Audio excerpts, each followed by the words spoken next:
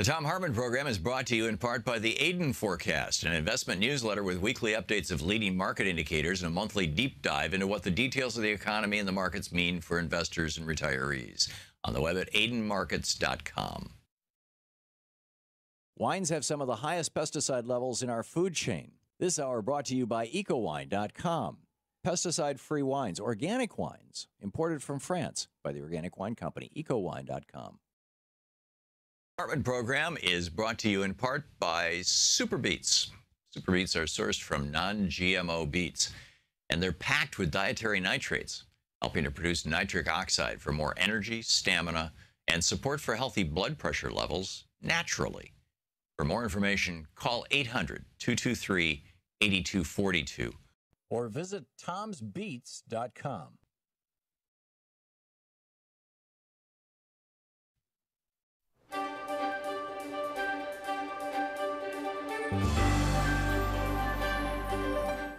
It's the Thom Hartmann University Book Club. Today we're reading from Jeffrey Sachs, Building the New American Economy, Smart, Fair, and Sustainable.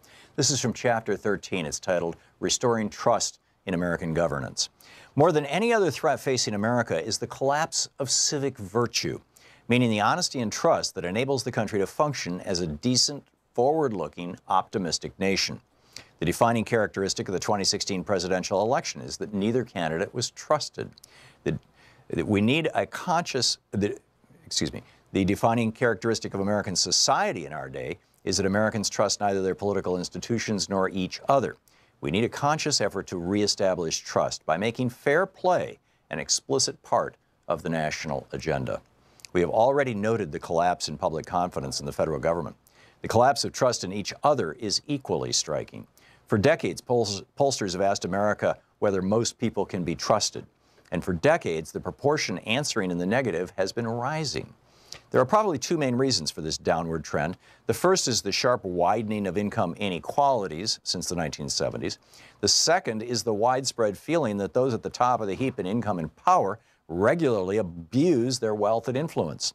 Donald Trump's relentless assertion in the 2016 campaign that the system is rigged, a claim that resonated widely despite the obvious irony that Trump himself had been a relentless rigger of the system. The system is indeed rigged for the big corporate interests, such as the drug companies that set drug prices 1,000 times the production cost.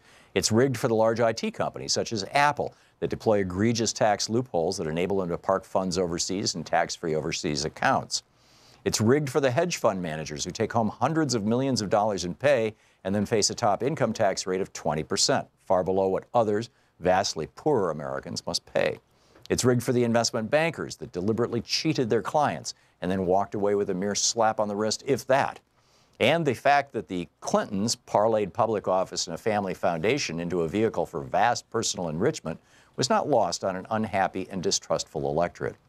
Considerable social science research in recent years has given laboratory evidence to an ancient truth that power and wealth do indeed corrupt. Consider a fascinating psychology experiment recently published in Nature, a leading scientific journal. The employees of a major international bank were divided randomly into two groups, a control group and a treatment group. Both groups were given forms to fill out at the start of the experiment. The control group was asked general questions. The treatment group was asked questions about their role in banking. Then each group was asked to flip coins and report honestly how many heads they flipped, being told that a greater number of heads would lead to a higher monetary reward.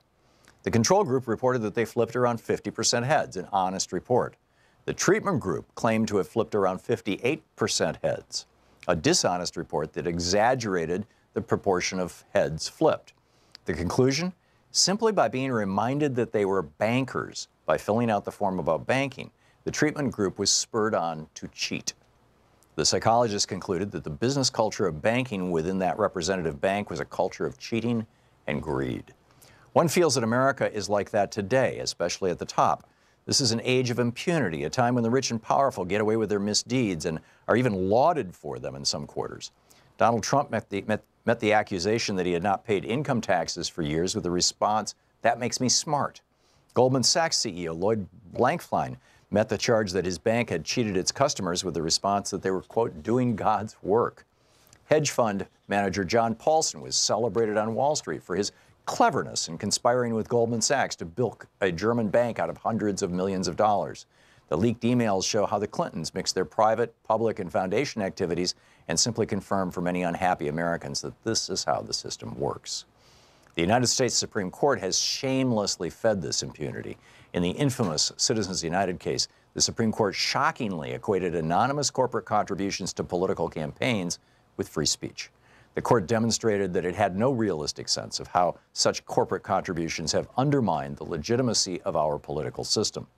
In a more recent case, the Supreme Court overturned the conviction of former Virginia Governor Robert McDonnell, who had been convicted of fraud and extortion for taking gifts from a businessman promoting his health products to the state. McDonnell walked away free from a shoddy and egregious abuse of office. I've noted repeatedly that these other high-income countries, do not face these same trends. The U.S. pattern of rising inequality, falling trust, and increasing money in politics is not simply a reflection of the times or an inevitable side effect of democracy in the 21st century. Indeed, while many other countries are caught in a similar spiral of rising inequality, falling trust, increasing corruption, many others are not. Canada, for example, has successfully avoided these extremes, even though we share a common North American economy and a 3,000-mile border. Decency and trust can be maintained even in our complicated, globalized times. While there's no magic wand to restore social trust in the United States, there are important guideposts for citizens, businesses, and public officials. I suggest 6 key steps. First, we should acknowledge the dangerous hold of the lobbyists and the super rich on the political process.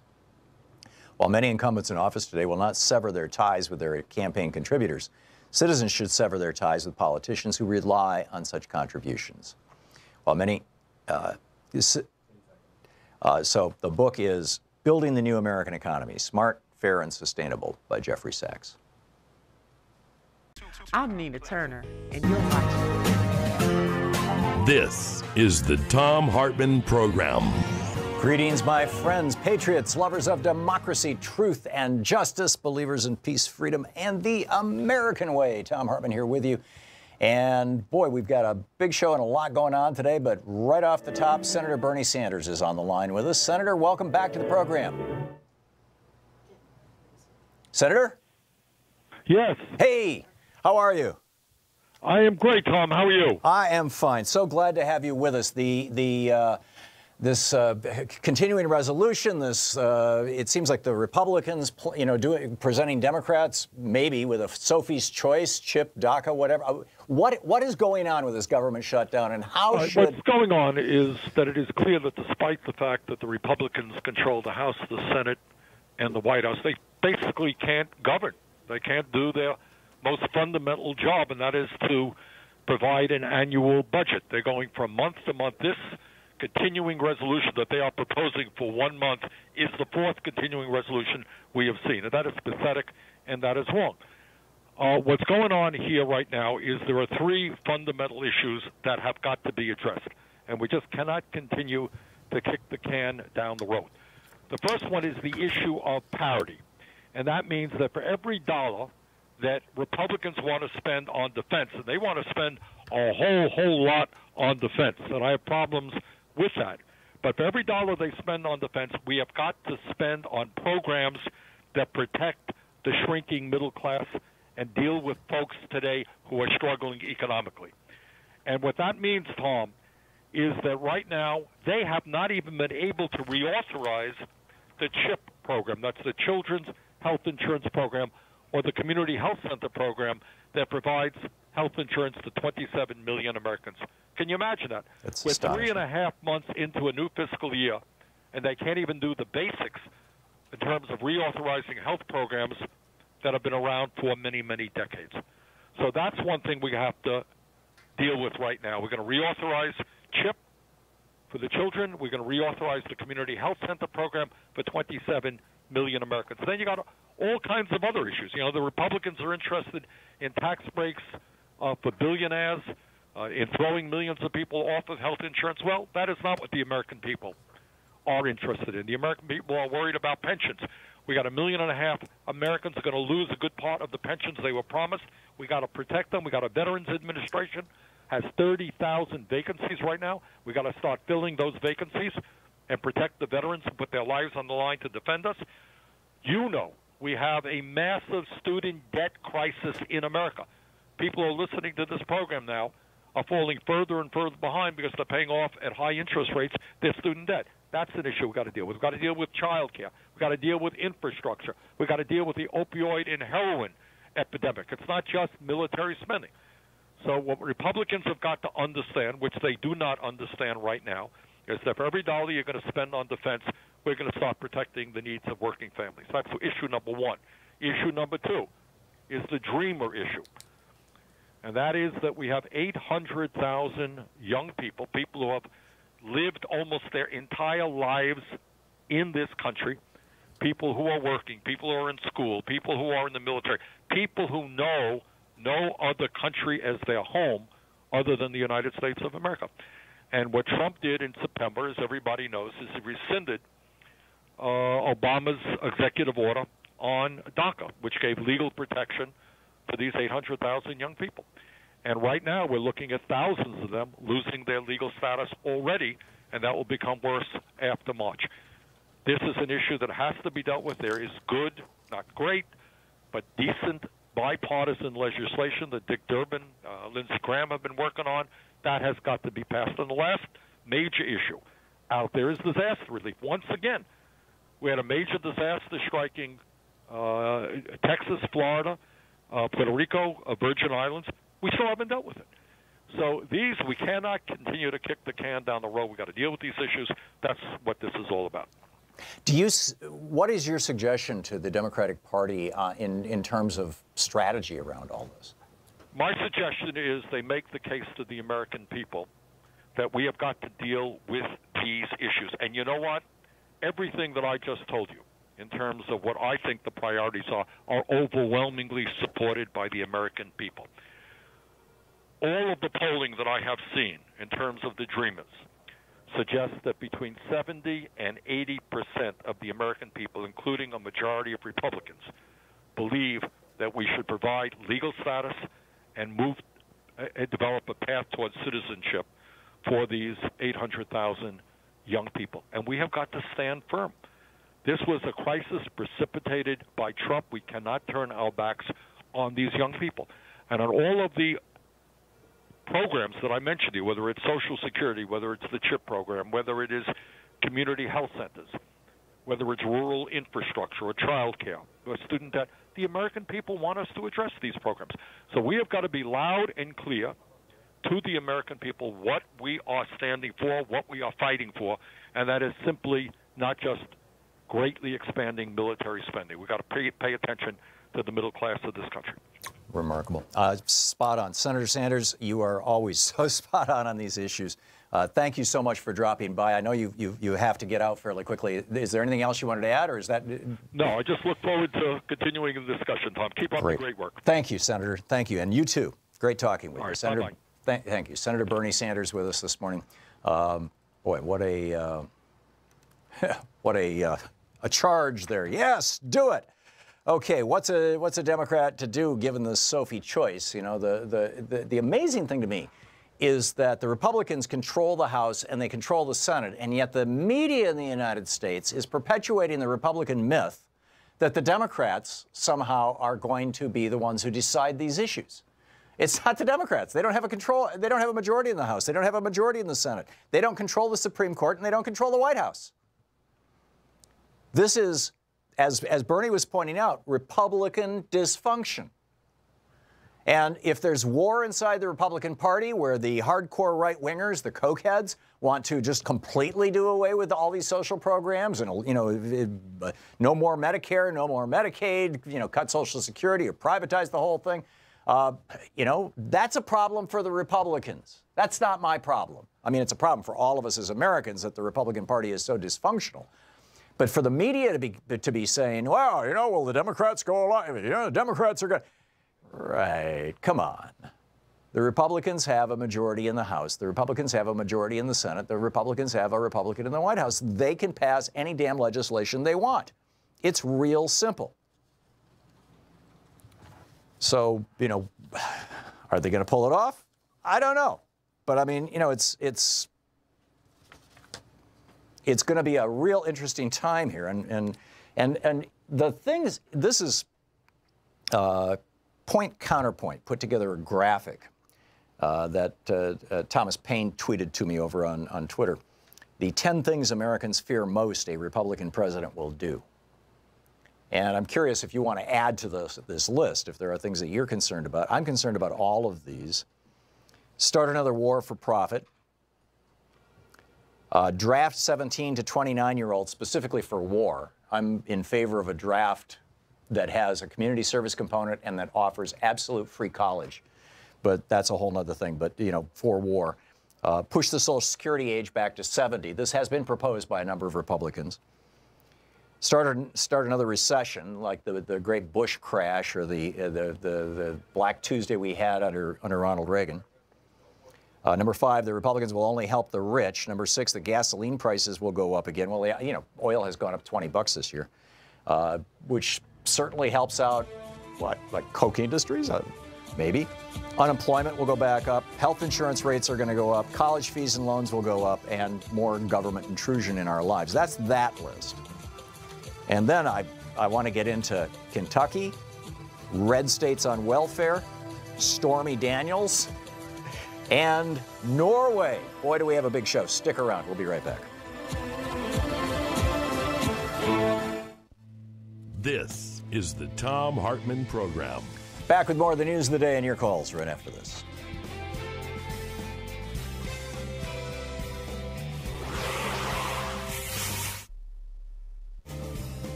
And welcome back. Susan in Tampa, Florida. Hey, Susan, thanks for watching Free Speech TV. What's on your mind?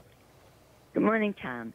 Well, something I think is really important. I was looking back over a recording I had of Scott Adams, the guy that puts, you know, the Dilbert comic strip on. Turns out he is a very practiced person in persuasion. Anyway, he's a student of neurolinguistic programming in NLP. It was a wonderful program. But the point of the whole thing is he brought up, and I think it's so important now, and this recording was some months old, that we're making a terrible mistake in trying to combat Donald Trump by bringing out his personality and behavior flaws. It's pretty apparent. But at the same time, we're neglecting to keep a close eye and report to the public of the damage that this administration is doing while we're worrying about Donald Trump's affairs. The people who are working for him in... Yep, we just lost her. I'm sorry. I think it was Susan, right? I'm sorry, Susan. You just got dumped, and for reasons unknown. But let me just push back a little bit on the Donald Trump's affairs thing that you just mentioned. And this is from thinkprogress.org today. Judd Lukiam blogging about this. And he says that there's a couple of reasons why the Stormy Daniels is this porn star that apparently had a long affair with Donald Trump. And he says this is why the Stormy Daniels story is so dangerous. The story indicates that Trump is willing to lie about his sexual encounters with women, number one. That's fairly obvious. He's denying that he had the affair, yet he paid $130,000. There's a little bit of, shall we say, conflict between those two positions, or contrast, or you know, whatever the appropriate word is. It just ain't the case. Number two, the story has parallels to other women's claims of sexual assault by Trump. Other women have made, you know, similar claims. But number three, this story suggests Trump is vulnerable to blackmail and extortion. If he's willing to lie about his extramarital affairs, if he's willing to lie about his predatory behavior, you know, that in and of itself, Bill Clinton got impeached for that, for lying under oath about having sex. But this is, frankly, this is the argument that Republicans made during the impeachment trial of Donald Trump. Excuse me, of Bill Clinton, was that if Bill Clinton was willing to lie about his relationship with Monica Lewinsky to a grand jury or a special prosecutor, if he was willing to lie about that, he was vulnerable to blackmail. Well, I would say the same is true of Donald Trump. And in fact, you'll recall a year ago, one of the first things we heard that came out of the Steele dossier was that perhaps Trump was being blackmailed about having sex with hookers in Moscow. Whether he's being blackmailed by the Russian government or whether he's being blackmailed by one of his business associates or whether he's being blackmailed by who knows. You know, he is vulnerable to blackmail. And this is a national security issue.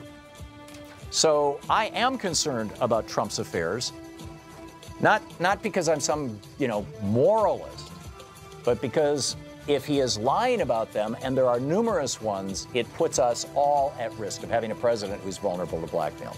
We'll be back. Stick around.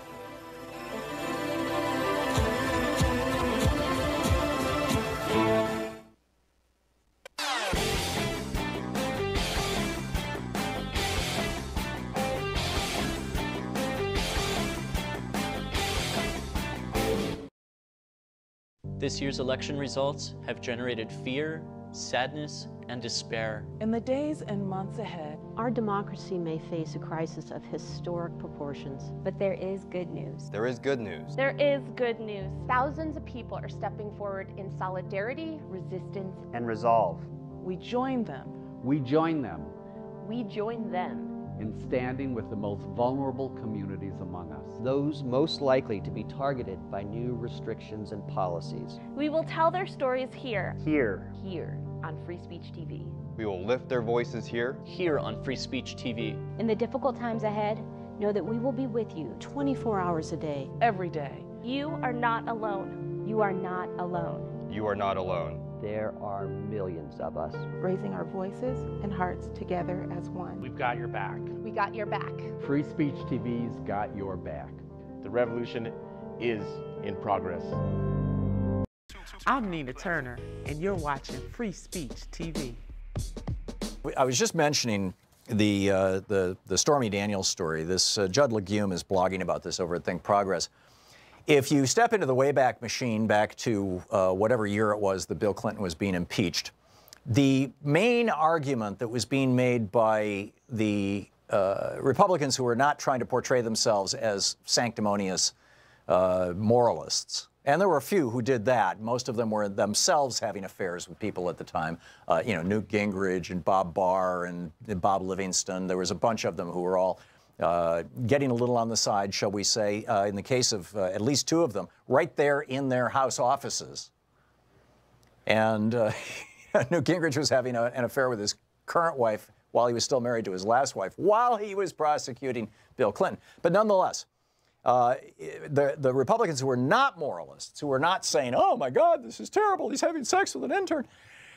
The other Republicans were saying, the reason we're freaked out about Bill Clinton lying about sex is it means that he's willing to hide something. And somebody who's willing to hide something is vulnerable to blackmail around what they are hiding. So in this case, it was Bill Clinton having sex with Monica Lewinsky. Now, this raises the question of the Steele dossier. I mean, this was the original thing that the Clinton campaign was putting out, or, I shouldn't just say the Clinton campaign. I mean, all of us were looking at it and going, when this story came out, that and also the Access Hollywood tapes. Donald Trump basically said, okay, there's this universe of women out there that he has sexually assaulted who might come forward. And so, Trump is in a position where he can get blackmailed. And that's why I think that this Stormy Daniels story is so dangerous, that he's willing to lie about this. A bunch of other things that I mentioned I wanted to talk about today. The governor of Kentucky, Matt Bevins, has now said, first of all, he's putting work requirements for Medicaid, right? To get your health insurance, you have to do 20 hours a week of community service. Most people on Medicaid, first of all, are children, elderly people in nursing homes, and disabled people. But for the few people who are, quote, healthy and well-bodied and all that, able-bodied and all that kind of stuff, he wants to put them to work. Well, that's going to cost, it's going to cause something like 80 to 100,000 Kentuckians to just drop off health care. Plus, he put all these barriers in. If you've got to pay as low as $1 a month, but you have to pay for your Medicaid. And if you forget to send that $1 check in, which, by the way, for most poor people is going to cost them $15 to have the check processed. If you forget to send that $1 in, and the reason why is because, you know, you get free checking at most banks if you keep, what, $50,000 in the account or $100,000. I don't know what the threshold is for free checking anymore, and I suppose it depends from bank to bank. But most people pay per check, right? So anyhow, if you forget to send in that $1 check, you're out for 6 months. You don't get your chemotherapy for 6 months. You don't get your surgery. Forget it. You can't go to your physical therapy. You can't deal with your opiate addiction, whatever it may be. So, you know, basically what he wants to do is humiliate and badger low-income people, to use language that Joan McCarter's using over at the Daily Kos. And he wants to force poor people to grovel before him, Matt Bevins, the new Republican governor of Kentucky, to get their health insurance. And as Joan McCarter says, but now, because that wasn't mean and spiteful enough, he's upped the ante and issued a remarkable executive order saying he will take all the Medicaid expansion. He's going to throw 500,000 Kentuckians off all of their health insurance, their Medicaid health insurance, if the court alters his work requirements. He's being sued about this. And if the court says, you know, Matt, you can't do that. Medicaid is a right. These people are citizens. They deserve to have their health care. If the court says that, then he's going to simply pull the plug on the Medicare program in Kentucky. If you live in Kentucky, my question for you, can you believe this, what your governor is doing? Speaking of Kentucky, Trump won 62.5% of the votes cast in Kentucky. Kentucky receives over $8 billion in federal aid every year. It's 35% of the state's general revenue. It's $1,800 per person in Kentucky coming from Washington, D.C. Number one on the list, by the way, is West Virginia. 34% of West Virginia's revenue comes from your and my tax dollars, federal tax dollars. Trump won 68% of West Virginia. They are the number one, shall we say, welfare queen among the states. $4.23 billion in federal aid, 34% of their general revenue. That works out to $2,283 per West Virginian that is coming out of your and my federal tax dollars that is being given to individuals, to West Virginia. Number two is Wyoming. This is from ReverbPress.com, by the way. Number two is Wyoming. Trump won Wyoming by 67% of the vote. Wyoming receives almost $2.1 billion in federal aid. That's 35.2% of their federal budget. That's the equivalent of $3,580 for every person in Wyoming of federal revenues coming into that state from your and my federal tax dollars. Oklahoma is next. 65.3% of the votes cast in Oklahoma for Trump. The state receives $7 billion in federal aid, $1,800 per person. That's 33.8% of the state's general revenues. North Dakota, 62% voted for Trump. The state receives $1.5 billion in federal aid. That's 19% of the state's general revenues. Pretty cool, huh? Wow. Anyhow, I want to get to Norway as well, but we got a lot of calls too. We'll pick up your calls after the break. Stick around. You're listening to the Thom Hartmann Program. Call 202-808-9925. We'll be right back with more of your calls and the news of the day. Stick around.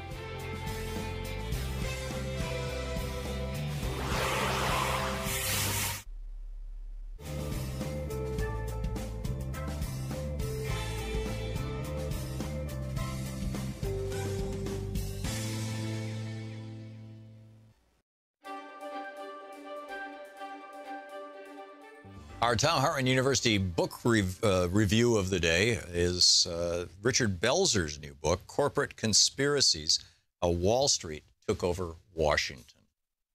This is from the introduction. Of all the books we researched for this work, the title we loved the most was this one, Regime Change Begins at Home, Freeing America from Corporate Rule. We loved it because it presents as a hard fact something that very few people completely understand. And then he quotes from that book. Since 1980, America has been run by a corporate regime that has co-opted both political parties and shifted sovereignty from we the people to transnational corporations. End of quote. Since this book covers some corporate conspiracies, we will no doubt take a lot of heat for that and be deridingly referred to as conspiracy theorists. So we would just like to remind people that the phrase conspiracy theorist was actually invented by the Central Intelligence Agency, be used as a weaponized term with which to discourage people from seeking the truth. We kid you not. CIA document 1035-960, dated April 1, 1967, regarding the agency's concern about the reputation of the American government, in quotes. That document also suggested various tactics for countering, quote, conspiratorial arguments, which confronted the gaping holes critics observed in the findings of the Warren Commission, which investigated, in quotes, they really did no such thing in reality, the assassination of President Kennedy. Quote, the agency also directed its members to employ propaganda assets to negate and refute the attacks of the critics, end quote. So as you can see, and as the Freedom of Information Act release of that CIA document clearly reveals, the use of the term conspiracy theorist is actually a conspiracy itself. But if you believe rightly that Julius Caesar and hundreds of other leaders were the victims of conspirators, as they were, then you're an evil conspiracy theorist, right? Well, if anybody actually believes that, then you better read up on your history, boys and girls, because conspiracies are an ongoing and very common occurrence in human conduct. Now, let's get down to the nitty-gritty. Are you aware that many friends of Robin Williams believe that his suicide was the direct result of the prescription drugs he was taking, and that over 23,000 suicides are attributed to psychiatric drugs each year in the United States? Did you know that turning prisons into a big business has resulted in the United States having the highest incarceration rate in the history of the world, and that most are just drug crimes? Are you aware that the historic event of the toppling of the statue of Saddam Hussein in Iraq was actually a U.S. military PSYOPs, psychological operations warfare, program, a completely orchestrated event with the knowledge and assistance of U.S. media, and not a spontaneous event as it was portrayed by our media? Did you know that the Pentagon is sending $1.5 trillion of our tax dollars to their corporate buddies for a new fighter jet that's already superfluous? Are you aware that continuing to rely on oil instead of investing in low-carbon energy solutions will cost us $44 trillion due to climate change? Did you know that companies like General Motors at times know that their products will kill people, but they do nothing because it's actually cheaper to compensate the victims than it is to correct the problem? Then read and learn on, friends. American corporations have been getting away with murder, literally, for many, many years. Just take a good look at their history. The above example of GM is a proven point. Corporate consumer advocate Clarence Ditlow, executive director of the nonprofit Center for Automotive Safety, bitterly criticized the settlement. Quote, GM killed over 100 people by knowingly putting a defective ignition switch into over 1 million vehicles, Ditlow said. Today, thanks to its lobbyists, GM officials walk off scot-free while its customers are 6 feet under. Tobacco companies knowingly lied about the harmful effects of cigarettes for decades, even though there was plenty of known medical proof of their damage. They even knowingly hid that information from the public. Oil, gas, and chemical companies have been knowingly polluting our planet with cancer-causing chemicals and products also for decades, and they know that they're doing it. Pharmaceutical companies have lied and attempted to minimize news coverage regarding the deaths that they know the drugs will cause. That's murder, plain and simple. Maybe you can paint a public relations damage control over that landscape if you happen to have all their tons of money and paid political influence, but it's still murder. Look at the parents of one of their victims straight in the eye and try and tell them it's not murder. Do you honestly think they'll listen to you? This book is an effort to reveal the insanity of corporate greed once and for all. At this point, most people probably care more about their local football team than they do about the workings of our democratic republic. And while we understand their frustration and their reasons, that's not good enough, folks. We have to all get involved to stop these bastards from getting away with what they've been getting away with for far too long. They're robbing us blind, poisoning our planet, hijacking our democracy, and ruining the futures of our children and grandchildren. They must be stopped. As an agent of the U.S. government employed to implement policies to benefit U.S. corporations, John Perkins noted in his classic work, Confessions of an Economic Hitman, that corporate America has extended its rule beyond our borders. Quoting from Perkins, what we had previously considered U.S. corporations were now truly international, even from a legal standpoint. Many of them were incorporated in a multitude of countries. They could pick and choose from an assortment of rules and regulations under which to conduct their activities, and the multitude of globalizing trade agreements and organizations made this even easier. Corporatocracy had become a fact, and it increasingly exerted itself as the single major influence on world economics and politics. Sad to make this observation, but we have become a government of the corporations, by the corporations, and for the corporations. radio.com/podcast. They're commercial free, and you can listen anytime, any place you want.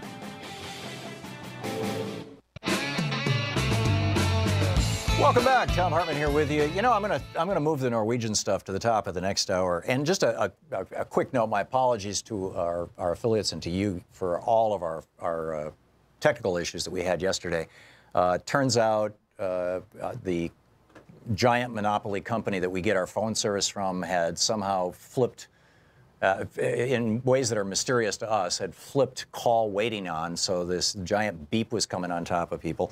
And somehow, I don't know if that was flipping our call screening software or what, but anyway, I think pretty much all is good now. So, and in fact, one of the people who got dumped was Susan in Tampa, Florida. Hey, Susan, what's on your mind today? Hi, John.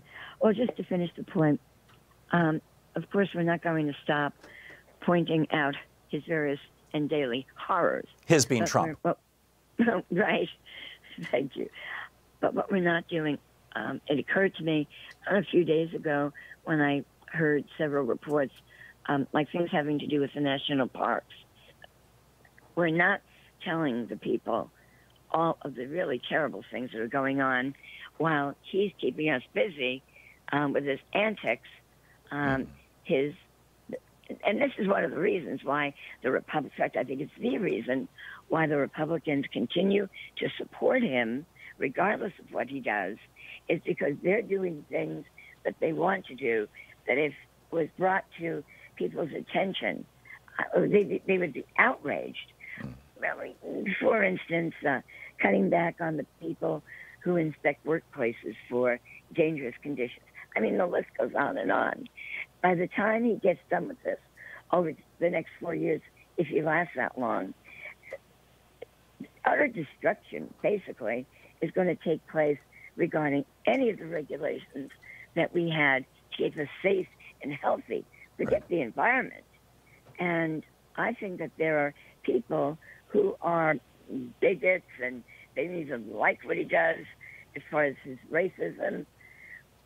I think even they might be outraged if they're workers in a coal mine and find out that he doesn't care if there's gas in the mine and so on. Right. So I think we might be able to win over people who don't care about anything else, but do care about the fact that they could end up dead. Yeah, I totally agree. Susan, very well said. Thank you for the call. And I don't know if you noticed the story. It was in the New York Times, I believe, yesterday, that when the owner of Massey Energy, I think his name is Bob Massey, was meeting with Rick Perry, he came with an agenda for the meeting, you know, which apparently the Trump administration adopted. Yes, we'll do the bidding of the coal barons.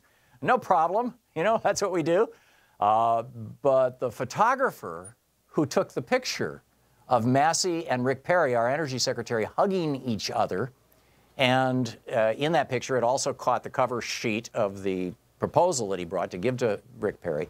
That photographer got fired for leaking the picture. It's an official government document. He's an official government photographer. He's a photographer for the Energy Department. But it just really highlights, you know, what's going on with this.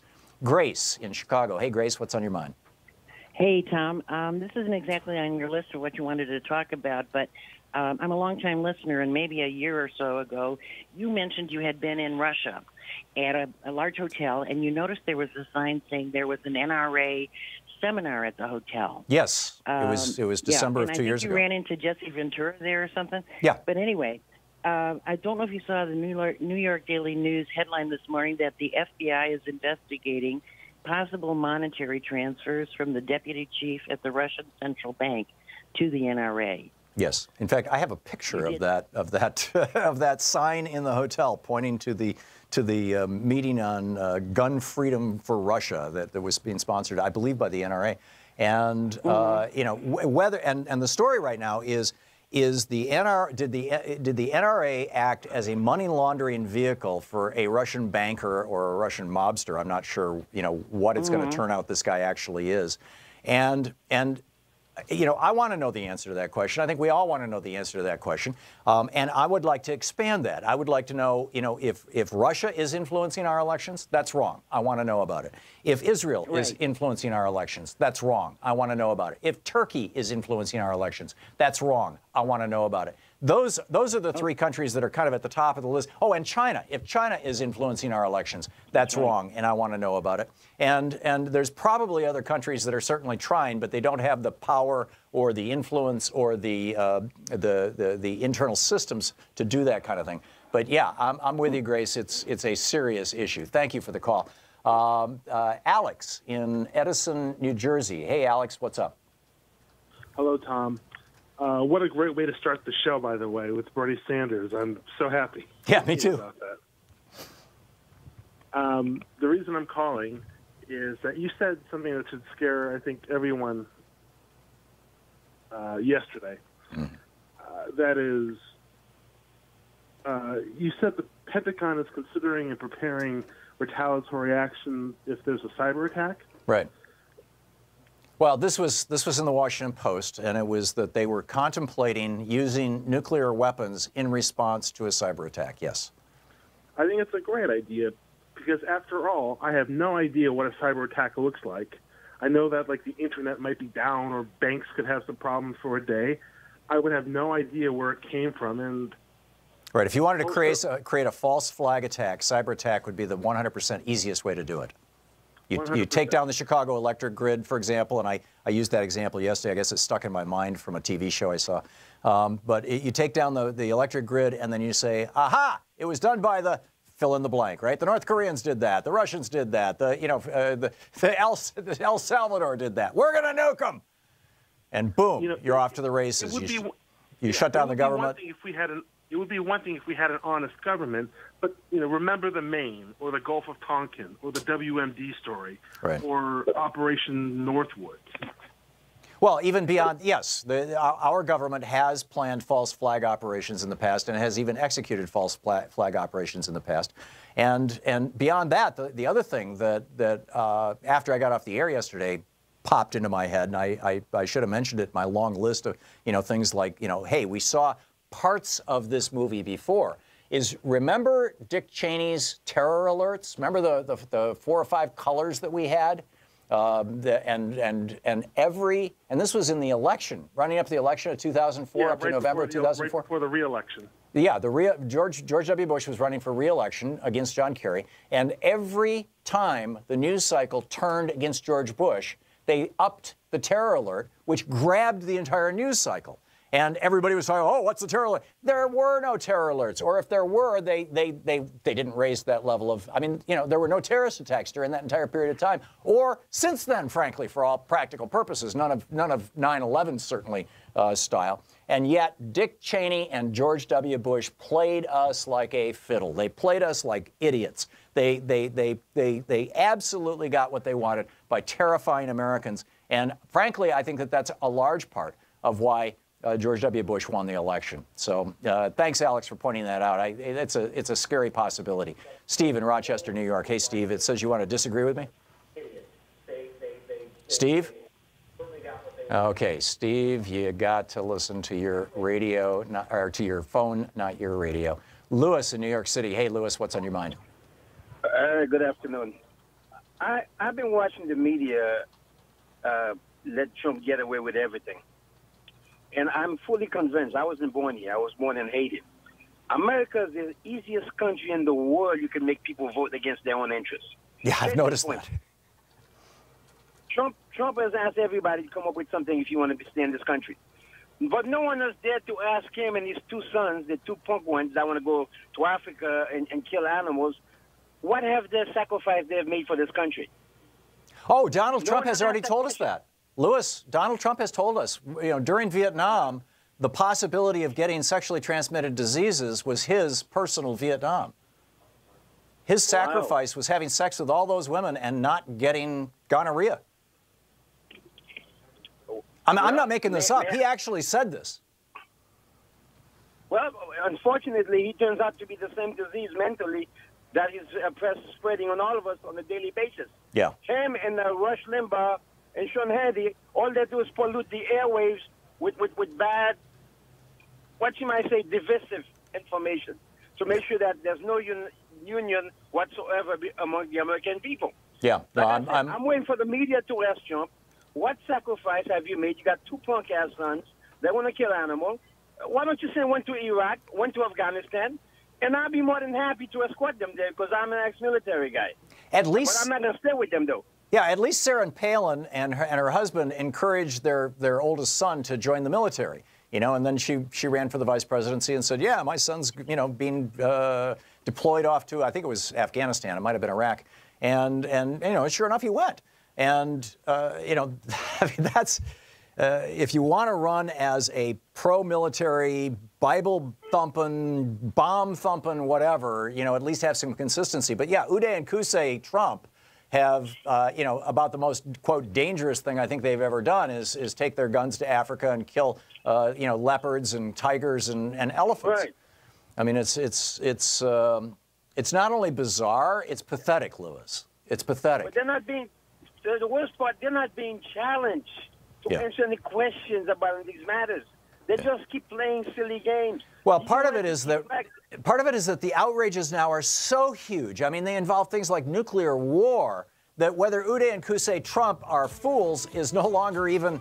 I mean, no, it's like the old Billy Bush things. I mean, it's no longer really even the issue. Lewis, I got to run, but thanks for listening to us on SiriusXM, and thanks for the call. Great to hear from you. It's coming up on 15 minutes before the hour here on the Thom Hartmann Program. We'll be back. Stick around.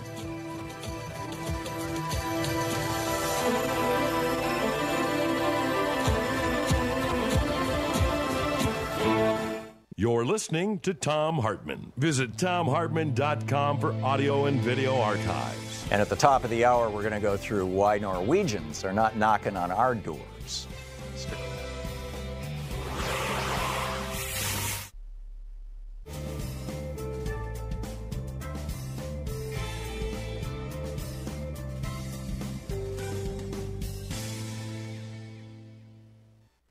And welcome back.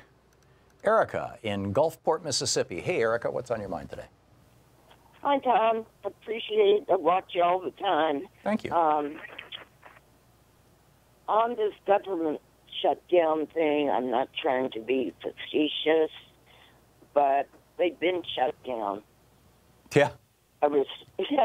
Yeah, the government shutdown happened when Trump was inaugurated, you could argue. Yeah. Well, actually, it even goes back beyond that. It started when, in what year would it have been? 2010, when Republicans took control of the House and Senate. And I mean, you know, look at with Merrick Garland. They shut down the ability of President Obama for a whole year to nominate his own Supreme Court justice. That, in and of itself, in my opinion, makes every Republican who was involved in that complicit in an impeachable offense. Exactly. My other issue is this Paul Ryan and trying to mess with our Social Security, etc. He's already started. I got a letter from my local Social Security office that says my benefits may be taxable. Oh, that was a change, Erica, that was put into place by the Reagan administration. Ronald Reagan made Social Security benefits taxable, subject to income tax. Mine have never been taxed. Well, that means that your income is, either that means you're on disability, which I believe is not taxable, or that means that your income from Social Security has been so low that you're not hitting the threshold of paying taxes. Exactly, but we know what they're trying to do. You know, right. Well, they just raised taxes on the bottom fifth of Americans. You're probably in that category. But anyway, no, it's just their way to try to, you know, make us poor and sicker. Yeah. Yeah. No, it's, you know, a frightened populace is a controllable populace. And, you know, I think that that's absolutely what's going on. Erica, thank you for the call. Very well said. Bill, watching Free Speech TV in Sebastian, Florida. Hey, Bill, what's on your mind? Yeah, good afternoon, Tom. We have a minute to the break, by the way, Bill. All right. I just wanted to bring up Trump and his relationship with Duarte and the stance both of them take on journalists. You're talking the Philippine President Duterte? Yes, Duterte, yes, excuse me. And his funny relationship he has with Scott and then not allowing drilling down here in Florida. Well, which I'm not so sure that that's his relationship with Rick Scott. He owns waterfront property, Mar-a-Lago in Florida. He doesn't want an oil drilling rig off the coast of his mansion. You know. Yeah. So yeah, Trump is the Duarte and Trump with the journalists, and the way the journalists are afraid to stand up to them. You see it every day in press briefings at the White House, and it's kind of depressing that you don't get any answers. Yep. You get a runaround. I agree. And it's not just Duterte in the Philippines. There is a trend toward authoritarianism happening all over the world, and Donald Trump is reflective of that. It's happening in Turkey with Erdogan. It's happening in Russia with Putin. It's happening in several Central and South American countries right now. It's happening in Hungary with it's Orban, Viktor Orban, I believe is the name of the prime minister or president of Hungary. This trend is a very alarming trend. It's got the thing with Hungary and Poland. It's happening in Poland as well. The thing with Hungary has got, you know, the European Union totally flipped out. We'll be right back. It's 10 minutes before the hour.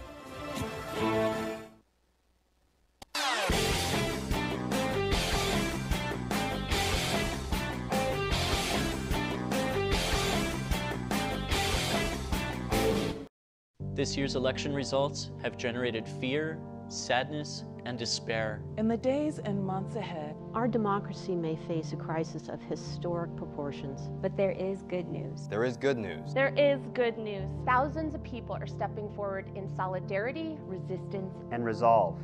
We join them. We join them.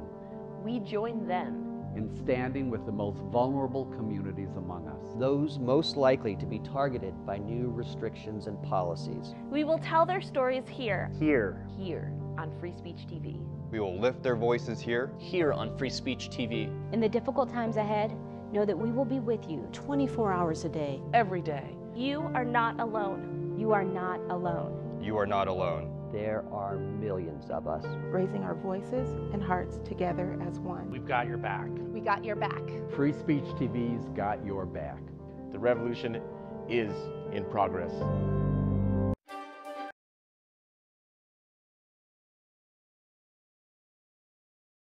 Welcome back. Brent in Hilliard, Ohio. Hey, Brent, what's on your mind today? Hey, Tom. So you mentioned Massey Energy and Rick Perry, right. I believe. Yeah. Okay, and you had a caller who was talking about how they're rolling back regulations and that might matter to the blue-collar workers in coal country. I wanted to point out that Massey Energy is the corporation that was in charge of Upper Big Branch, and a man by the name of Don Blankenship was the CEO at the time. He consciously violated. Now, this isn't me saying it. He was actually convicted of this, charged with a crime and convicted. Don Blankenship, CEO, consciously ignored regulations to get the gas out of the mine, Upper Big Branch mine. 29 workers died. And, you know, I was a former labor union president, and I know a lot of blue-collar labor people, and I'm grandfather was from that area, so I still have a lot of connections, and you would be amazed at how many of those people view Don Blankenship as a champion because he at least gave them jobs. They view that as a win, even though 29 of their brothers died in that coal mine. And Don Blankenship, by the way, is running for U.S. Senate in West Virginia, and I believe just got out of prison in the last 2 years. Yep. I'm not certain of that.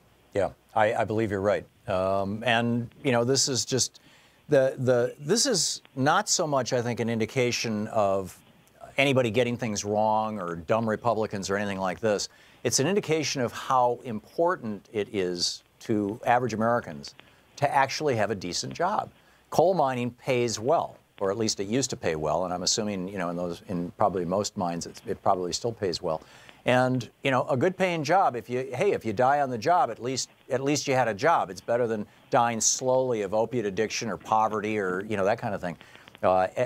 Speaking from the mind of these folks. And you're right, Brent. And here's Trump saying, yeah, we're going to have more coal. Mining coal kills people. Building solar panels doesn't.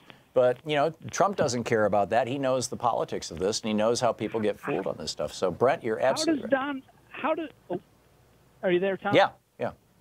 How do Republicans run a convicted felon? How does this happen? And I think he has a reasonable shot to win in West Virginia. Sure. Just a thought. Hey, our president not only admitted to, but bragged about multiple felonies to Billy Bush on the Access Hollywood bus. I mean, you know, he doesn't need to be convicted. He's a self-confessed, you know, sexual assaulter. So, you know, I'm assuming your question, Brent, was rhetorical because, you know, it's not so outrageous for the Republican Party to be doing this. Larry in Lancaster, California. Hey, Larry, what's up? Hey, Tom. Don't we need 60 votes to pass the budget bill? If somebody filibusters it, it takes 60 votes. If nobody filibusters, it only takes 50 votes. Right. So the Democrats are going to hold it up with a filibuster. So that's why it'd be their fault, because we can't pass it without the Democrats' vote. That's only in the Senate. And Right. B... And that, you know, passing the House, right. It's not going to pass in the Senate. Right. So, Democrats, so are you suggesting, Larry, that Democrats should not use their political power to exercise their conscience? No, because they want to worry No, about they shouldn't. DACA instead of worry about Americans first and the military to get paid. They want to worry about undocumented immigrants before they worry about the country. Okay. DACA has until March to pass. That. Yeah, you're right about that. DACA runs out on March 5th. And yeah, that's the official Fox News talking point. And, you know, it's been picked up by right-wing hate radio all over the country, is that Democrats care more about illegal immigrants than they do about... Not true. It's not true. It's simply not true. Democrats care about all Americans. And these are people who came here as children, you know, they didn't do anything wrong, right? Their parents did something wrong. And we're going to punish them for that? I don't think so. It doesn't make any sense to me. Larry in, there's Larry again. I was just talking to you. Wayland in Manchester Township. Hey, Wayland, what's up? Hey, how you doing, Tom? Good. I just kind of have this sense that since the dissolving of the Soviet Union and the liberalizing of China's economy in the early 80s, that because the winning of the Cold War, that the economic elites, the corporatists, no longer have like any kind of interest in maintaining a high standard of living, say in the United States, because there's no threat, right, that the American working class would say side with Soviets or Maoists any longer. Yeah. So I think that maybe part of what some of this drumming up Red Scare stuff about Russia again has to do with like the Anatoly Golitsyn, you know, that somehow the Soviet Union collapse was faked and that they'll come back. And yeah, I'm sure it's crazy. I mean, Russia right now is more libertarian / capitalist, raw capitalism than is the United States. Right, that's correct. It's not a communist country. Old John Birch thing about from this defector Anatoly Golitsyn said that they would fake dissolving the Soviet Union and then they would bring it back. But my broader point is because communism doesn't really exist, like, say, the Soviet Union or from China, when China liberalized back in the early 80s, that the corporations just don't have a vested interest in creating a high standard of living. Got it. Waylon, thanks for the call. We'll be right back. You're listening to Thom Hartmann.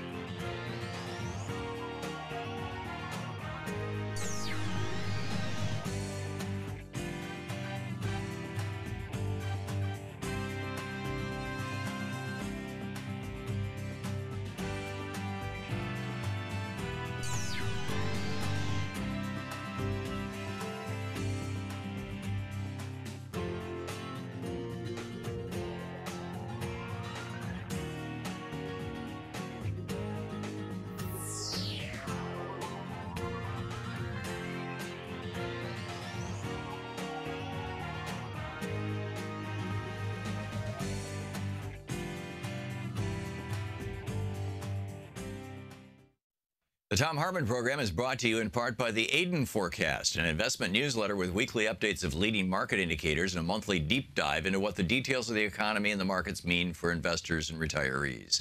On the web at aidenmarkets.com. Wines have some of the highest pesticide levels in our food chain. This hour brought to you by ecowine.com. Pesticide-free wines, organic wines, imported from France by the organic wine company, ecowine.com. Hartmann Program is brought to you in part by Super Beets. Super Beets are sourced from non-GMO beets, and they're packed with dietary nitrates, helping to produce nitric oxide for more energy, stamina, and support for healthy blood pressure levels naturally. For more information, call 800-223-8242 or visit tomsbeets.com.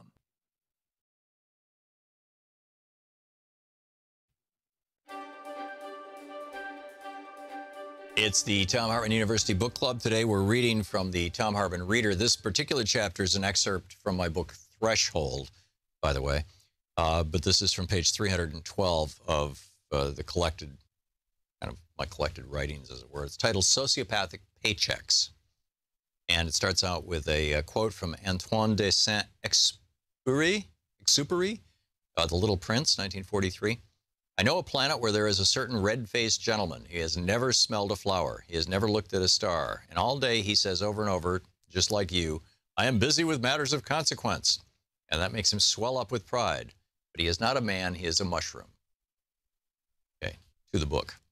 Americans have long understood how socially, politically, and economically destabilizing are huge disparities in wealth. For this reason, the U.S. military and the U.S. civil service have built into them systems that ensure that the highest paid federal official, including the president, will never earn more than 20 times the salary of the lowest paid janitor or Army private. Most colleges have similar programs in place, with the ratios ranging from 10 to 1 to 20 to 1 between the president of the university and the guy who mows the grass. From the 1940s through the 1980s, this was also a general rule of thumb in most of corporate America. When CEOs took more than their fair share, they were restrained by their boards so that the money could be used instead by the company for growth and to open new areas of opportunity. The robber baron J.P. Morgan himself suggested that nobody in a company, including his company, should earn more than 20 times the lowest paid employee. Although he exempted stock ownership from that equation, he owned most of the stock. During the greed is good era of the 1980s, something changed. CEO salaries began to explode at the same time that the behavior of multinational corporations began to change. When Reagan stopped enforcing the Sherman Antitrust Act of 1890, a mergers and acquisition mania filled the air, and as big companies merged to become bigger, they shed off redundant parts. The result was a series of waves of layoffs as entire communities were decimated, divorce and suicide rates exploded, and America was introduced to the specter of the armed, disgruntled employee.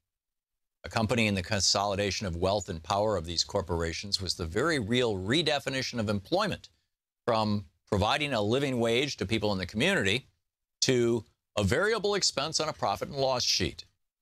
Companies that manufactured everything from clothing to television sets discovered that there was a world full of people willing to work for 50 cents an hour or less. Throughout America, factories closed and a building boom commenced among the Asian tigers of Taiwan, South Korea, and Thailand. The process has become so complete that of the millions of American flags bought and waved after the World Trade Center disaster, 9/11, most were manufactured in China. Very, very, very few things are still manufactured in the United States outside of the defense industry, weapons. And it wasn't unthinking, unfeeling corporations that took advantage of the changes in the ways the Sherman Antitrust Act and other laws were enforced by Reagan, Bush Sr., Clinton, and Bush Jr. administrations. It took a special type of human person. In his manuscript, Toys, War, and Faith, Democracy in Jeopardy, Major William C. Gladish suggests that this special breed of person is actually a rare commodity and thus highly valuable. He notes that corporate executives make so much money because of simple supply and demand. There are, of course, many people out there with the best education from the best school, raised in upper-class families who know how to play the games of status, corporate intrigue, and power. The labor pool would seem to be quite large. But Gladish points out there's another and more demanding requirement to meet. They must be willing to operate in a runaway economic and financial system that demands the exploitation of humanity and the environment for short-term gain. This is a disturbing contradiction to their children's interest and their own intelligence, education, cultural appreciation, and religious beliefs. It's the second requirement, Gladish notes, that drastically reduces the number of quality candidates for corporations to pick from. Most people in this group are not willing to forsake God, family, and humanity to further corporate interests in a predatory financial system. For the small percentage of people left, the system continues to increase salaries and benefit packages to entice the most qualified and ruthless to detach themselves from humanity and become corporate executives and their hired guns.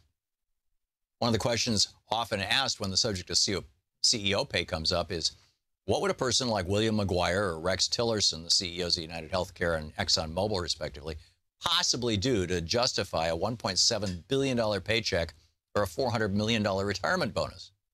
It's an interesting question. If there's a free market for labor or CEOs, you'd think there'd be a lot of competition for the jobs.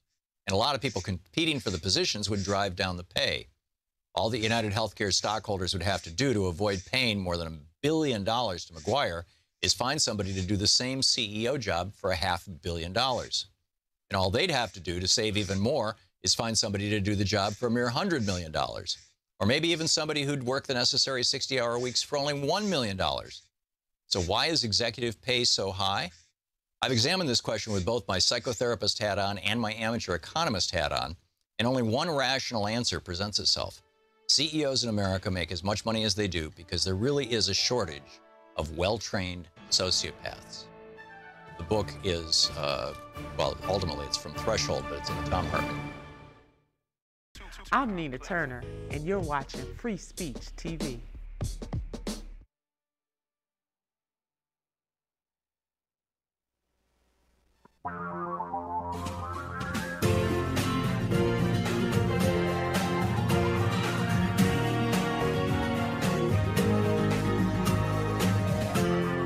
This is the Thom Hartmann Program.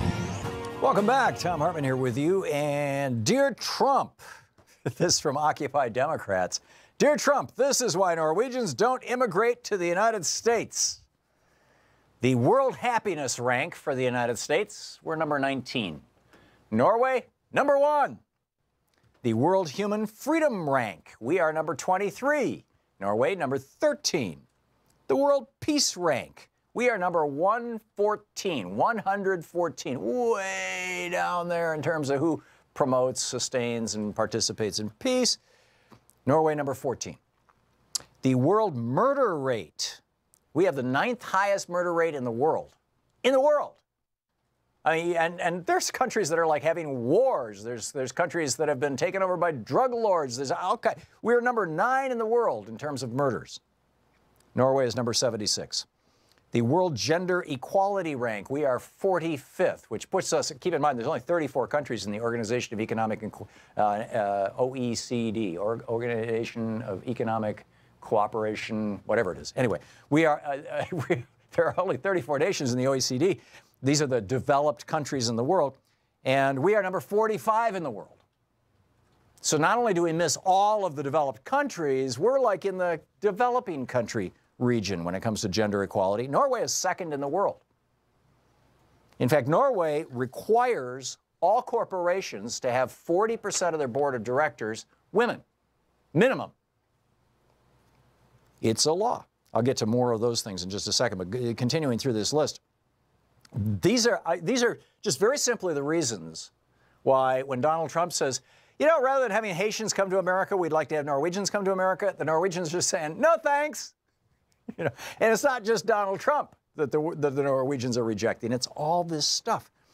GDP per capita in the United States. This is gross domestic product. This is all economic activity in the United States. This includes all the billionaires and all the big corporations and everything. The GDP per capita in the United States is $57,000. It's not income. It's just a reflection of basically how wealthy a country is on a per capita basis. We are at $57,000. Norway is at $70,800. In other words, Norway on a per-person basis is wealthier than the United States. The World Primary Education Rank, we are 53rd in the world. Again, only 34 countries in the OECD, Organization of Economic Cooperation and Development. That's what it stands for. We are 53. Again, we're in the developing country status when it comes to education, primary education, K through 12. 53. Norway's number 21. Guaranteed full health care in the United States? No. In Norway? Yes. National unemployment rate, both countries 4.1%, but we calculate ours differently than Norway does. We don't count, quote, discouraged workers. So if you live in an area, say in Appalachia, or in many of the inner cities in this country where there just simply aren't any jobs, and you've been out of work for more than a year, we don't even count you anymore as unemployed. If we did, our actual unemployment right now would be between 8 and 9%. Norway, it's 4.1%. National annual gun deaths. In the United States, it's around 16,000 a year. People die from guns. In Norway, fewer than 10. The national poverty rate in the United States, 16%. In Norway, it's 10. And our life expectancy is 78 years. In Norway, it's 82 years. Might give you some clue as to why Norwegians aren't coming to the United States. A great article over at slate.com, Why Don't Norwegians Immigrate to the United States? And they say, just look at life for working parents. Norway now has a higher life expectancy at birth than the United States, lower rates of infant mortality, lower unemployment, and access to the European Union's labor market. Norway ranks first in prosperity. It ranks first in political freedom. It ranks first in press freedom, higher than the United States. Norway has one of the world's most generous paid leave programs for new parents who together, that's mom and dad, or mom and dad and dad, are entitled to roughly a year of paid leave after the birth of a child. And Norway requires that a certain percentage of that leave be taken by the father if a family wants to qualify for the entire leave period. This Daddy's Day approach, this is, again, I'm sharing this from a piece by Lisa Mundy over at slate.com. This Daddy Days approach is backed by social science showing that men who take paternity leave are more likely to share parenting and housework, not only at birth, but going forward throughout the life of their child. Norway also provides subsidized child care. Do we here in the United States? And encourages a corporate culture where afternoon meetings are scheduled with pickup times in mind for your kids getting out of school. Country has a female prime minister. She was just at the White House last week. And a commitment to gender parity. There is a quota system in which publicly traded companies must have 40% board representation from both genders. In fact, Norway has one of the world's highest labor participation rates for women. And it's not like in the United States where it's, oh, I've got to do this because my husband can't make enough money to support the family. No, it's people finding fulfillment in the workplace, doing what they love, becoming doctors and engineers and scientists. A couple of months ago, I was in Norway, Louise and I were in Norway in Svalbard, where the Norwegian, they have this institute that measures methane gas. We're working on a documentary on global climate change. And we were interviewing all these scientists. I would say at least half and maybe even 2/3 of the scientists that we interviewed, these are real hardcore scientists, people who are experts on biology, the ones who are studying methantropic and methogenic bacteria, geologists who are studying formations that are hostile or friendly to the formation of methane, all these kind of things. I would say more than half of them were women. That's Norway. The United States, on the other hand, offers no universal child care, no universal early education, no universal right to health care. By the way, you know how many countries, the main countries that provide no paid leave to parents? Suriname and Papua New Guinea. In the United States, we are literally the only wealthy country in the world that does not offer that simple human benefit of paid leave for workers who become parents of children. And is it any wonder then that people are waiting until their 30s to have kids? And then this one, this headline, this was from Agence France Presse, published in The Guardian, theguardian.com. Just the headline kind of says it all. Norway aims for all short-haul flights, now we're talking about aircraft, Norway aims for all short-haul flights to be 100% electric by 2040. 100% electric. Norway already has more electric cars than any other country in the world and is building electric ships. Mr. Falk Petersen, who is the chief executive of Avinor, the public operator of Norwegian airports, Dag Falk Petersen. So this is a guy who runs all the airports in Norway. He said, when we have reached our goal, air travel will no longer be a problem for the climate. It will be a solution. Electric air travel will also have half the noise and the operating costs of conventional aircraft. And by the way, both Boeing and Airbus are working on developing all electric, large transport planes. And then, it's not just Norway. Berlin, for example, we're struggling. New York City is having horrible problems with their metro rail system. Washington, D.C. having problems with their metro rail system. In Berlin, they just cut a deal with Adidas, I believe it is, and to release a new line. Yeah, Adidas. You can buy a pair of shoes now from the Berlin government, and those shoes have a chip built into them, which is your pass for the full year for the entire mass transit system in the city of Berlin. All you do is walk on the train because it detects your shoes. And we can't even keep, damn trains from derailing? Because, Republicans, we can't spend money on infrastructure. No way. This is the Thom Hartmann Program. Why would any self-respecting European want to come to the United States? We'll be back.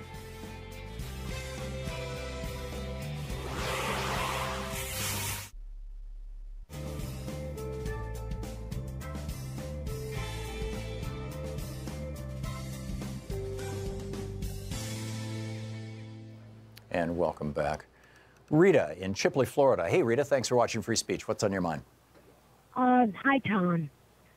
Since the GOP has gotten everything, the House, the Senate, and the White House, I went in November to renew my car registration and my driver's license. I couldn't renew my driver's license because I didn't have proof of being a citizen. I'm 66 years old. I came to this country at 2. And the woman told me at the motor vehicle, I better start carrying around my citizen papers because they can come and deport me. Were you naturalized, Rita? Did you go through that process? No, when my parents became citizens, we were told we were all naturalized. Oh, so your whole family was naturalized en masse. But have you ever had a passport? Yes. Wow. So you are a citizen? Yes. The government wouldn't give me a passport if I wasn't a citizen. Right. Yeah, that's my point. But I can't use my passport because it's 40 years old. Oh, you mean it's out of date? God, yes. Yeah, you need to renew it. This is the bizarre thing with the whole voter ID thing. In principle, I don't have an objection when people register to vote the very first time to having to prove that they are actually eligible to vote, that they're a citizen of the United States. But that's when you first register. But what the Republicans, have done in order to suppress the Democratic vote is they've said you must bring to the voting booth, to the polling station, proof that you're a citizen. And even though you've already proved it when you register to vote. And what that does is that gives them another opportunity with every single election to say, no, you can't vote. And that's the voter suppression part of voter ID. And that's the part that is completely missed in all these dialogues and debates. We used to have a system where you would prove you're eligible to vote, you would demonstrate that to the election officials, and they would take your signature. And then every 2 years when you went to vote, or more frequently if there were special elections, when you show up to vote, you simply sign the register, and they compare your signature with the signature that you gave them when you first registered to vote. That's biometric data. It's almost impossible to falsify another person's signature. It's much easier actually to get phony ID than to be able to forge a signature. So there's no identity problem that we have in the United States, but the Republicans created one with this whole voter ID law, and now it has migrated from voting to things like registering your car and renewing your driver's license, because your driver's license is one of the ways that you demonstrate that you're, eligible to vote. And so the whole Republican war on voting has now contaminated all this stuff to create problems like you're experiencing, Rita, and I'm so sorry to hear about it. Well, I'd like to warn the people of Florida that if they weren't born in this country, to get a proof that they are citizens. Yeah. Now, the thing that can kill people, no problem. Yeah. And this is especially a problem if you're not basically Caucasian, if you're not a white person. Rita, I got to run, but thank you for the call, and great call. We'll be back. It's coming up on 20 minutes past the hour.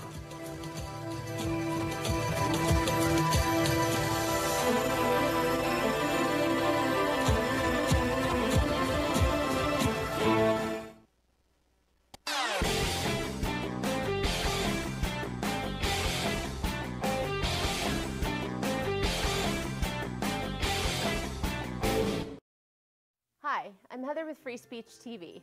Your support, whether through giving of donations, volunteering, or even spreading the word, has made it possible for the only independent progressive news network to sustain for more than 20 years. Now, you can give to Free Speech TV through the Branch of Gratitude. This program is a sustainable way to give that reduces waste through paper mailing, postage, and staff hours. By choosing to participate in the Branch of Gratitude, you are joining hands with the socially conscious community and sending a message to the world that Free Speech TV is not only here to stay, it is here to thrive. Please call 877-378-8669 or go online to freespeech.org. Make a difference and join the Branch of Gratitude today.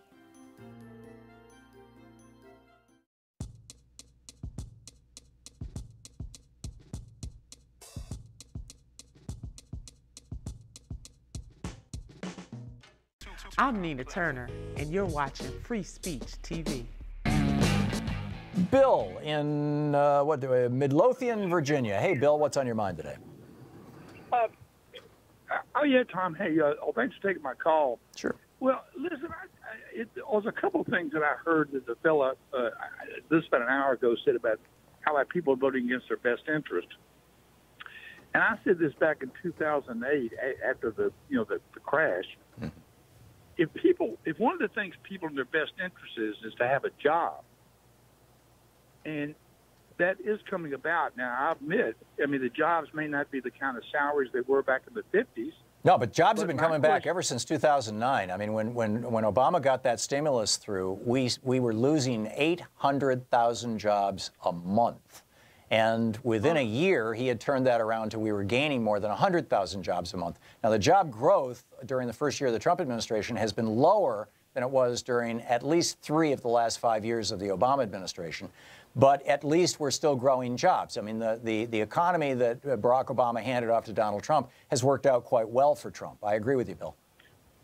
Well, I guess the point I want to ask, though, is this, and this is a general overall thing. And believe me, I am not a fan of Trump. But from an economic standpoint, and I know gas has gone up in price, all this stuff like this has happened, and it's happened to everybody, every president since I've been born. But my question is this, come 2018, what are the Democrats going to campaign on? What are they going to campaign on that they're going to do?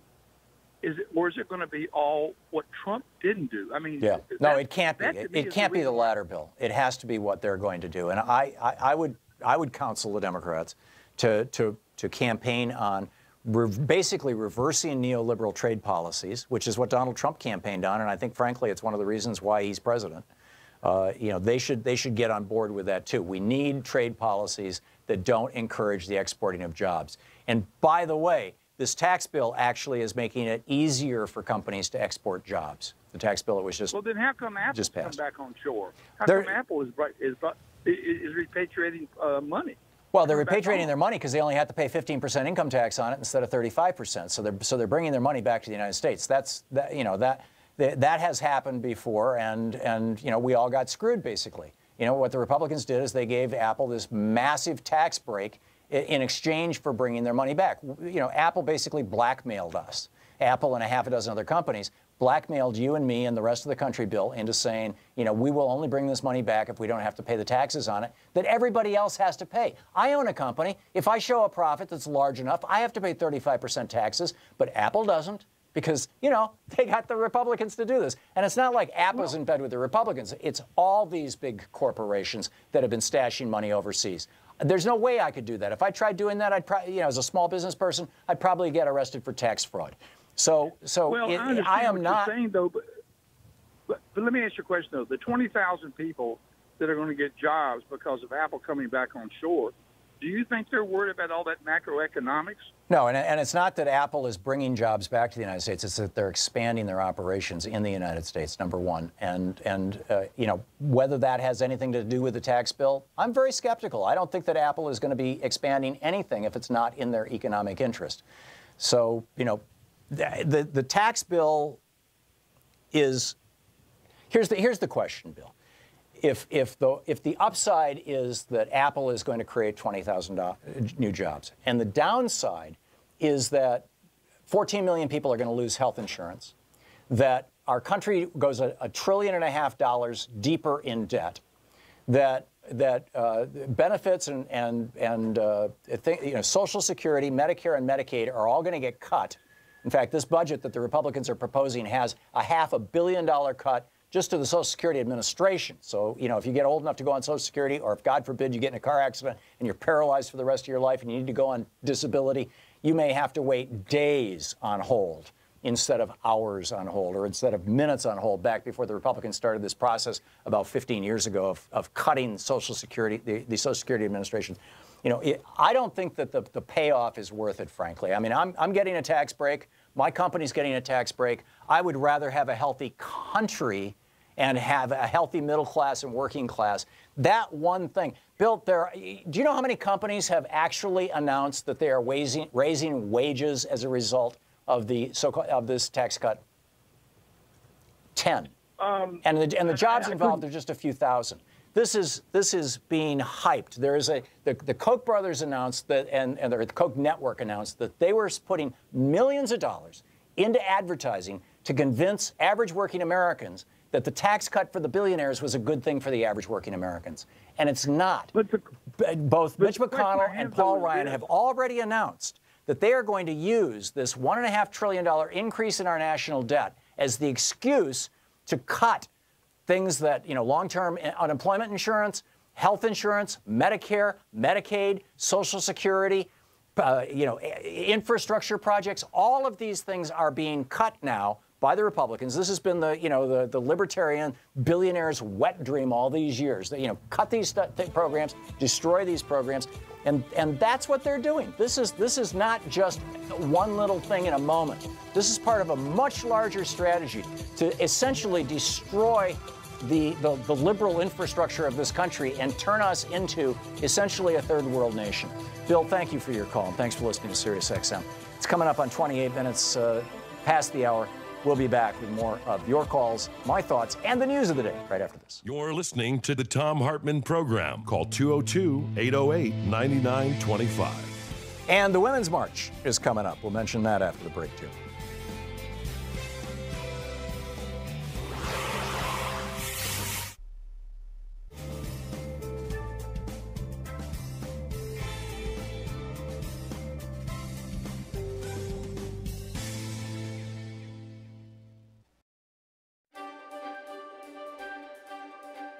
It's the Thom Hartmann University Book Club. Today we're reading from Naomi Klein's brilliant new book, This Changes Everything. This from the introduction.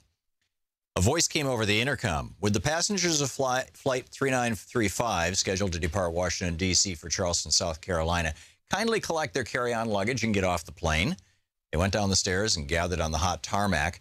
Then they saw something unusual. The wheels of the U.S. Airways jet had sunk into the black pavement as if it was wet cement. The wheels were lodged so deep, in fact, that the truck that came to tow the plane away couldn't pry out loose. The airline had hoped that without the added weight of the plane's 35 passengers, the aircraft would be light enough to pull. It wasn't. Someone posted a picture. Why is my flight canceled? Because D.C. is so damn hot that our planes sank 4 inches into the pavement. Eventually, a larger, more powerful vehicle was brought in to tow the plane, and this time it worked. The plane finally took off 3 hours behind schedule. The spokesperson for the airline blamed the incident on very unusual temperatures. The temperatures in the summer of 2012 were indeed unusually hot, as they were the year before and the year before. And it's no mystery why this has been happening. The profligate burning of fossil fuels, the very thing that U.S. Airways was bound and determined to do, despite the inconvenience presented by a melting tarmac. This irony, the fact that the burning of fossil fuels is so radically changing our climate that it's getting in the way of our capacity to burn fossil fuels, did not stop the passengers of Flight 3935 from re-embarking and continuing their journeys. Nor was climate change mentioned in any of the major news coverage of the incident. I'm in no position to judge these passengers. All of us who live high consumer lifestyles, wherever we may happen to reside, are metaphorically passengers on Flight 3935. Faced with a crisis that threatens our survival as a species, our entire culture is continuing to do the very thing that caused the crisis, only with an extra dose of elbow grease behind it. Like the airline bringing in a truck with a more powerful engine to tow that plane, the global economy is upping the ante from conventional sources of fossil fuels to even dirtier and more dangerous versions. Bitumen from the Alberta tar sands, oil from deepwater drilling, gas from hydraulic fracking, coal from detonated mountains, and so on. Meanwhile, each supercharged natural disaster produces new irony-laden snapshots of a climate increasingly inhospitable to the very industries most responsible for its warming, like the 2013 historic floods in Calgary that forced the head offices of the oil companies mining the Alberta tar sands to go dark and send their employees home, while a train carrying flammable petroleum products teetered on the edge of a disintegrating rail bridge. Or the drought that hit the Mississippi River 1 year earlier, pushing water levels so low that barges loaded with coal and oil were unable to move for days while they waited for the Army Corps of Engineers to dredge a channel. They had to appropriate funds allocated to rebuild from the previous year's historic flooding along the same waterway. Or the coal-fired power plants in other parts of the country that were temporarily shut down because the waterways that they draw into cooler machinery were either too hot or too dry, or in some cases, both. Living with this kind of cognitive dissonance is simply part of being alive in this jarring moment of history, when a crisis that we have been studiously ignoring is hitting us in the face.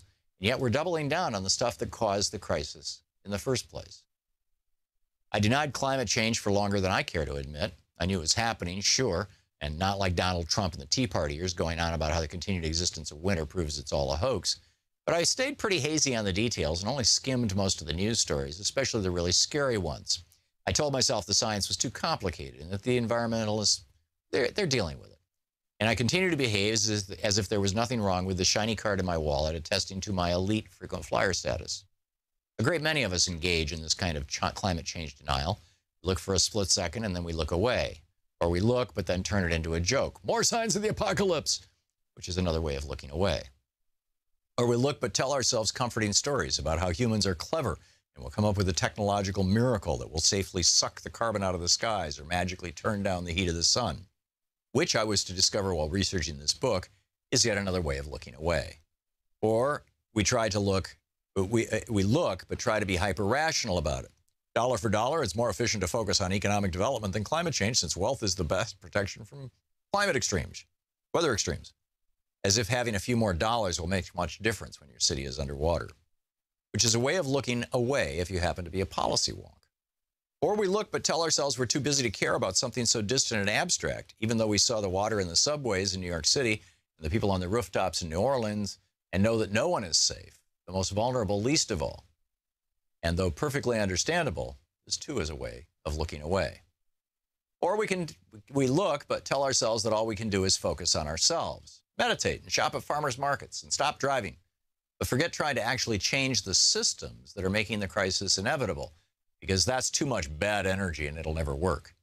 And at first it may appear as if we are looking, because many of these lifestyle changes are indeed part of the solution. But we still have one eye tightly shut.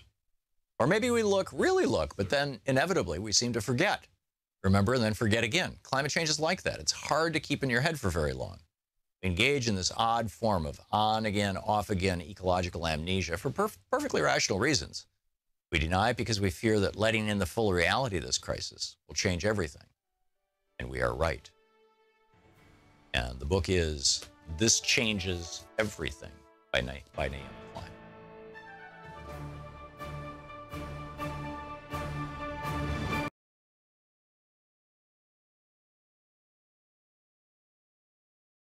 Any place.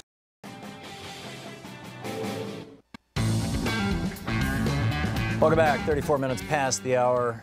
Nate and I were just talking, and he was pointing out that in the United States, we have essentially in-house colonies, was his phrase, the minority communities that kind of have to circle the wagons in order to survive, and make their communities work, make their economies work, things like that. Whereas in Norway, it's homogenous rather than heterogeneous. It's like everybody in the country is the colony, essentially. And that's the idea of America. That's what Democrats keep promoting. We're all in this together. At least progressive Democrats. Well, I'd say all Democrats. I'd say that's the core DNA of the Democratic Party these days, that we're all in this together. But the Republicans very much want to divide us. White and black, or fill in the blanks, right? All the different racial groups, gay or straight, male or female, region, what region do you live in? All these kind of things. The Republicans are very committed to separating us, to dividing us. It's like an amplification or another piece of that is the whole so-called voter ID thing. I don't have a problem with people having to prove that they're U.S. citizens and eligible to vote when they first register to vote. Once in your life, you have to do that. I don't have a problem with that. And then we do what we used to do, and that is you give them a biometric identifier that is almost impossible to imitate, steal, or rip off, and that is your signature. You register to vote, and they record your signature, and then every 2 years when you come back to vote, you simply sign in, and they compare your signature with the one they have on record. It is biometric identification, and it is more secure than physical identification. It's easier to fake a driver's license than it is to fake a signature. But the Republicans want you to have to present that identification every single time you vote, even though your signature is biometric ID. Now, why would they want that? It's got nothing to do with voter fraud. It has to do with diminishing the number of people who can vote. For example, they take it even a step further and they say it must be current ID. It can't be expired ID. So if your passport is expired, you can't use it anymore to vote. If your driver's license has expired, let's say you're 80 years old and you're no longer driving, well, that's the demographic the Republicans do not want voting. They don't want elderly people voting because elderly people are concerned about Social Security and Medicare. And the Republicans intend to destroy both those programs and turn them over to their billionaire buddies and the banksters on Wall Street. So how do you prevent them from voting? You say you must have a current driver's license.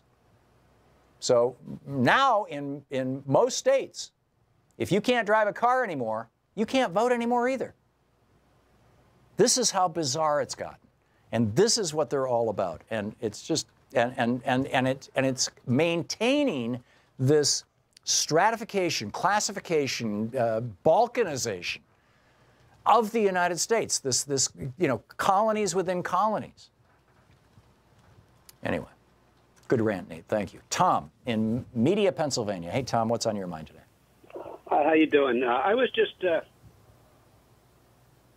concerned about the whole idea of the Kentucky Medicaid work program. I think that it's been overstated, and it's been shown as way too draconian as to what it really is. I mean, it only affects able-bodied people that are under 65. Tom, Matt Bevin's own statistics are that it's going to cause about 80,000 people in Kentucky to lose their health insurance. What's not draconian about 80,000 people being exposed to disease and death?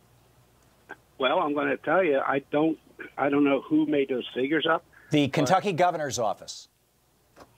And if they lose it, it probably. And he is if they saying, by do the whole way, if thing- the court overturns that, he's going to take health care away from 500,000 Kentuckians.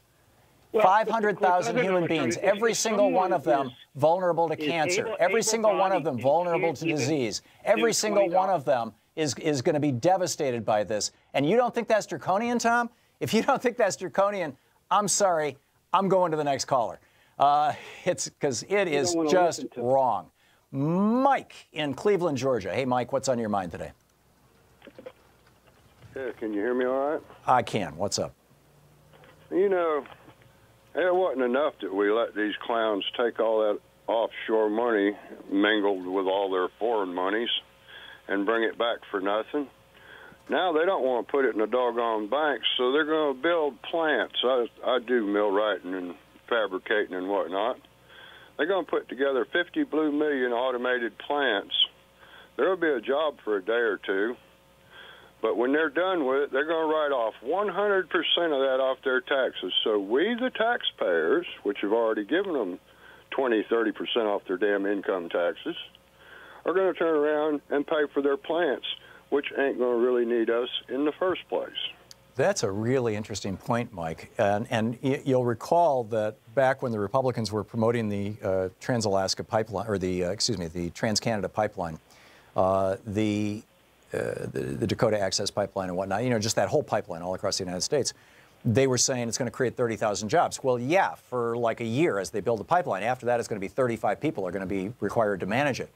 I'm wondering, what you just said just dropped the penny for me about Apple. Apple just said we're going to create, there's 20,000 people are going to get a job in the United States because we're going to build some kind of new fancy facility. Well, I'm wondering if those are construction jobs to build the facility, and after that they're going to need what, 300 people to run it because it's all automated? Oh, it's across the board. I've seen it coming for many years, but yeah. The example you made with Apple was the one that kind of kicked it for me. But every one of your, all your over-the-sales line stuff where they're putting people out of jobs, whether it's Walmart or whether it's UPS or 50 blue million other packagers, Amazon or whomever, they build these plants. Until the next election, there will be a job. The critter will think he's doing all right. But ain't none of us going to come out on the good end of this. We're all going to be superfluous labor when it's all said and done. Yeah, I think you're right, Mike. I think you are absolutely right, and very well said. Mike, thank you for the call. Damon in Las Vegas. Hey, Damon, what's on your mind today? Hey, how you doing? That Mike, wow, that blew my mind.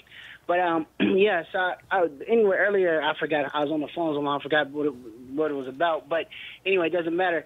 I think some guy called about and he was saying something to the effect that Trump said something or something. But anyway, another call came in and he said we can't just run on Trump being bad. Yeah, and I totally agree with that. But see, I totally disagree with that. Because I've been in sales for 32 years, and all we have to say is Trump bad, and everybody is going to fill in the blank why. What I mean by that is black people use asshole, Hispanic will use DACA, women will lose, grab them by the P word. You'll use educated arguments. That's it. Yeah. Don't even have to argue. See, here's what when he said that, here's what I translated it into in my brain. If you remember the last election, when when Hillary Clinton was running against Donald Trump, she got more votes. Yeah, she got 3 million more votes. You're absolutely right. So, but her principle. In any other country, she would be president. But this one. No, I agree. You know, our democracy is flawed. The Electoral College is a big flaw. But my point where I was going with this, Damon, is the principal advertising that she ran, at least that I saw living in Washington, D.C. at the time. Stronger together. Damon, let me finish my sentence, please. The principal argument that she was making is that the children are listening to the horrible speech, the horrible things that Donald Trump is saying. Remember those children are listening ads? Everybody already knew how terrible Donald Trump was. They didn't need to spend $100 million or $500 million or whatever it was on advertising telling us how terrible Donald Trump was. They needed to tell us what they were going to do for us. Hillary Clinton and the Democrats, and those Democrats who campaigned on things like Bernie Sanders did, like progressive Democrats all across the country, many other Democrats did, who said, you know, we're campaigning on strengthening Medicare. We're campaigning on strengthening Social Security. We're campaigning on bringing American jobs back home. We're campaigning on lifting the middle class and the working class and taking care of the poor. We're campaigning on having a healthy country, a well-educated country. We're campaigning on free college tuition. Those Democrats won elections. Democrats who ran on Trump is bad, because everybody already knows he's bad. You know what Bernie Sanders actually said? I'm here to help. Exactly the same thing that Bill Clinton said. Yes. People just filled in the blanks. What I mean by that is, I'm telling you, I know what happened. I would talk to a college kid, he talked about college. I would talk to a poor woman struggling with kids, she talked about the $15. I talked to people who suffer from their kids' health insurance, and they talked about the free health care. All he said was, I'm here to help, and everybody filled in the blank. All Obama said was hope and change. All Bill Clinton said was, I feel your pain. Well, it wasn't all he said, Damon. You should go back and go back and read Bill Clinton's New Covenant speech. I'm telling you, I noticed these things because I've been in sales for 30 years. Yeah. I see the world differently for this reason. I'm telling you, when I would talk to each group, you swear to God, if I talked to a person in college, they talked about free college. If I talked about every time, 100% of the time, the groups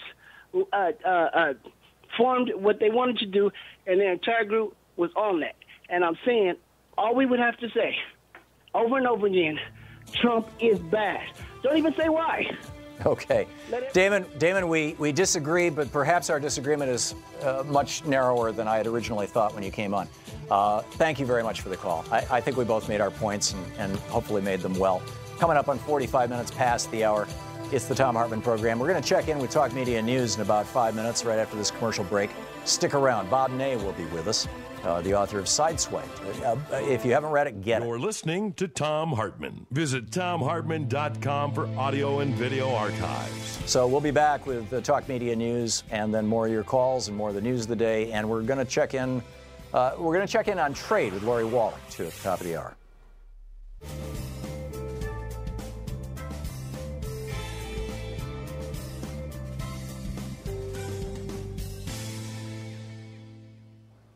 And welcome back. Lou in Grandview, Indiana. Hey, Lou, thanks for watching Free Speech TV. What's on your mind? Hi, Tom. You're having a good day. Yeah, I've been so upset lately. I haven't called you because I know my language wouldn't be very good. But I wanted to make a comment on the midterm elections and even the 2020 elections. And my thought is that it's going to take a generation of Democratic control to get anything done because the Republicans and, well, Trump actually has stacked courts and the federal system with all of his cronies. And I don't know how we can get anything done if we, with the conservative court as it is. And I was just wondering if you would think that it's going to take a long time to change all of this. Yes, it's going to take a generation or 2 generations to flush these right-wingers, particularly since they're putting absolutely unqualified, literally 30-year-olds on federal benches for lifetime appointments. Yeah, not to mention, what Mitch McConnell did to Merrick Garland. So I'm just aghast at the people that he's putting in there. And anyway, and then the other day he had one of the stupid tweets. And at the end of it, he said something about time for Republicans can take control. And my thought immediately was that that's what he wanted, a total Republican country where they have, almost like a Nazi party, that no, we're going to be in charge of all of this. And that's I saw other. Yeah, I'm not sure Nazis are the best analogy, but you're talking an authoritarian regime, like Turkey. Right. Yeah, he's moving us in that direction. He said Republicans to take control. Yeah. And I agree. It's a really serious problem. Lou, thank you for the call. Very well said. Whoops. Hang on just a second here. Lou just popped back up. Jordan in Durham, North Carolina. Hey, Jordan, what's on your mind today? Thanks for watching Free Speech. How you doing? Good. A few questions about the Democrats. I mean, They try very hard to win elections, and I just want to know what's your thoughts on that. I'm not sure I understand your question. It says here you called about Korea. Did you mean it in that in the context of Korea, or did you just generally want to know my thoughts on the Democratic Party? I'm not sure I understand your question. Thoughts on the Democratic Party.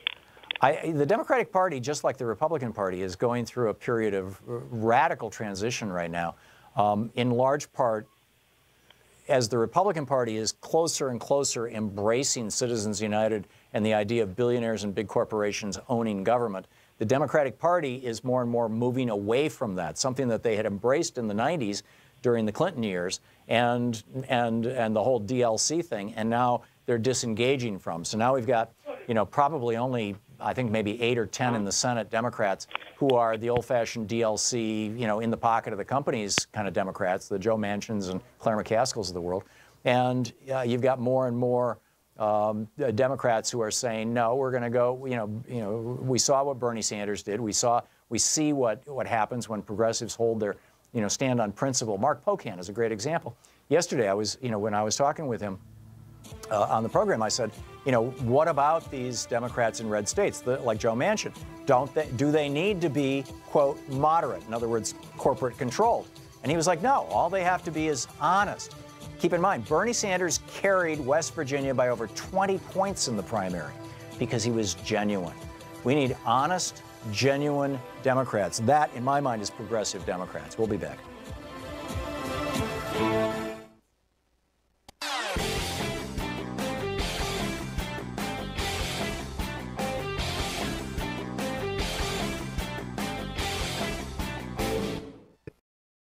Hi there, I'm Marie with Free Speech TV. Your support, whether through giving donations, volunteering, or spreading the word about Free Speech TV, has made it possible for the only independent progressive news network to exist. And for that, I want to say thank you. Now you can give to the network powered by the people by donating an unwanted or used vehicle through our Vehicles of Change program. If you have an old car, RV, or even a motorcycle, Free Speech TV can use it to grow and thrive. You can make a bigger difference in supporting Free Speech TV by giving an old car. It's a great way to support the network without having to dig into your bank account. Just call 877-378-8669 and ask for more information about Vehicles of Change. Again, the number to call is 877-378-8669. If it has a VIN, we'll take it in. Thank you.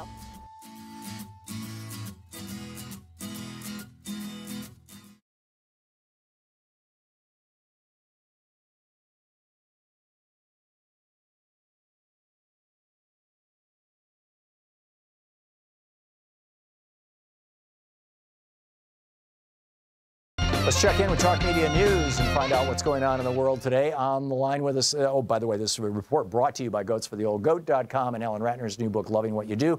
On the line with us, the author of Sideswiped, former Congressman Bob Nave of Ohio. Congressman, welcome back to the program. Thank you, Tom. Pleasure to be there. Thank you. So what's on the top of your list for the news of the day?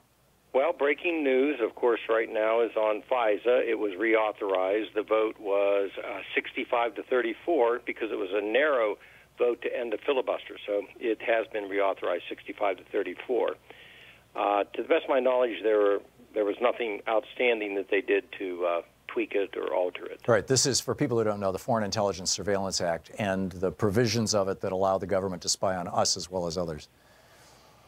Horrible bill, I think. In my opinion, personally, yeah. But I agree with you, Bob. It came after the Patriot Act, and so there it is, and Yep. It's reauthorized for 6 years, unfortunately. So it, unless something surfaces to the top to make some type of scandal or people, yell about it, then it's going to remain that way. Yeah. I did want to move on to the funding measure. I mean, there's a lot going on today. The House has voted to release the Fusion GPS transcript. One side says it'll be okay, and then the Republican side says Mr. Simpson is not going to like it, the CEO who testified, but we will see. It'll be all released. So the Republicans agreed to release that? Yes. Is that because they figured, hey, the horse is out of the barn anyway when Dianne Feinstein released the ones from the Senate?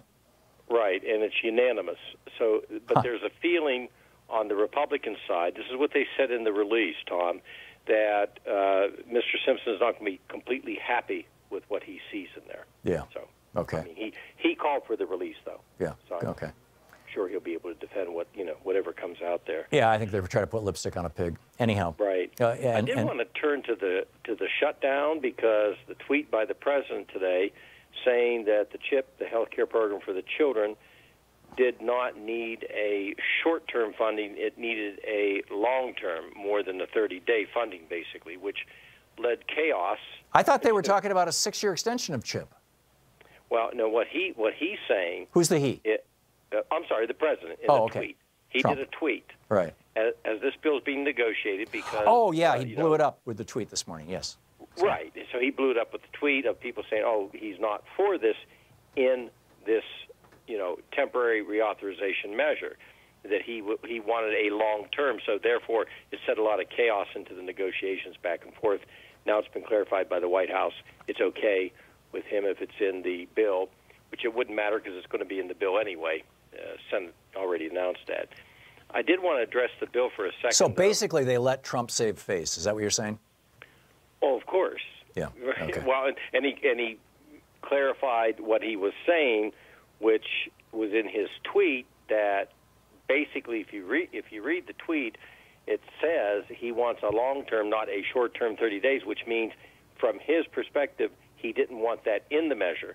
Right. And, of course, who knows what's going to happen with this temporary funding till the 16th of February. But one thing's for sure, it had to be in that measure because the Democratic side was demanding that the CHIP program for children be in there. Right. And the House and Senate already said they would do that. So, yes, they were coming back and stopping a lot of chaos that occurred in negotiations.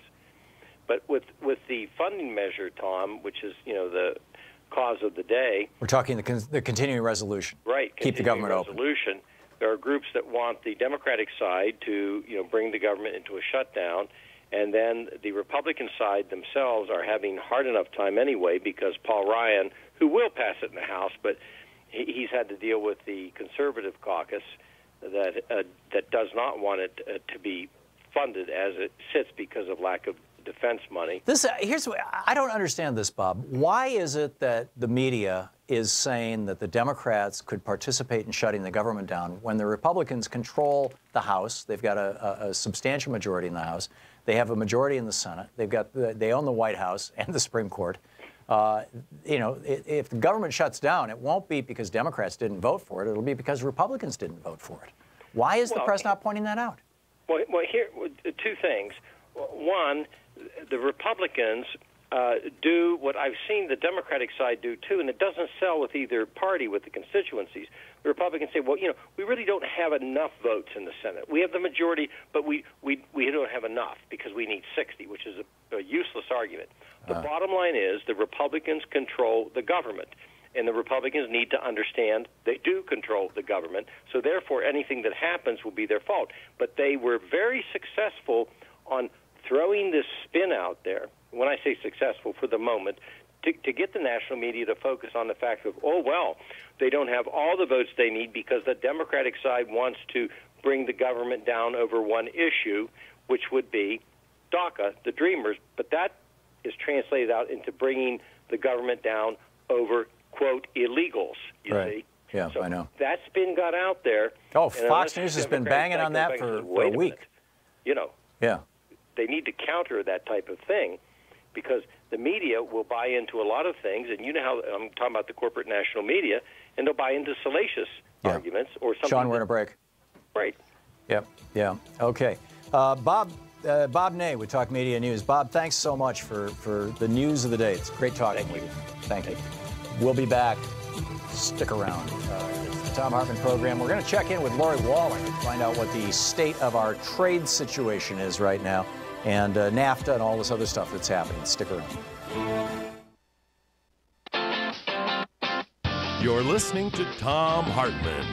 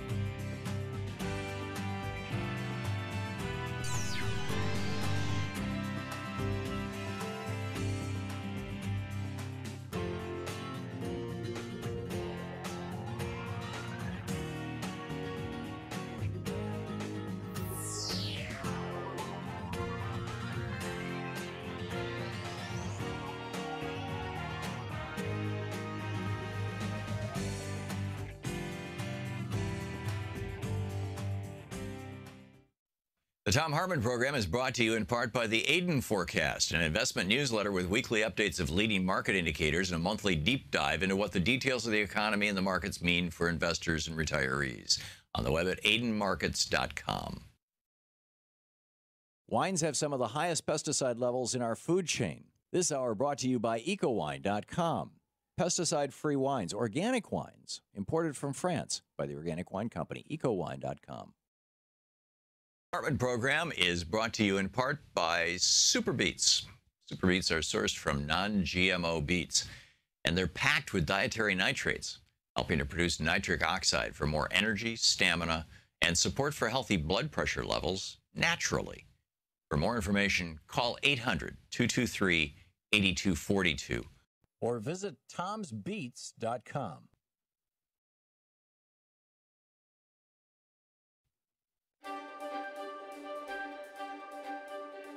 It's the Thom Hartmann University Book Club, and today we're reading from Arundhati Roy's brilliant book, Capitalism, A Ghost Story.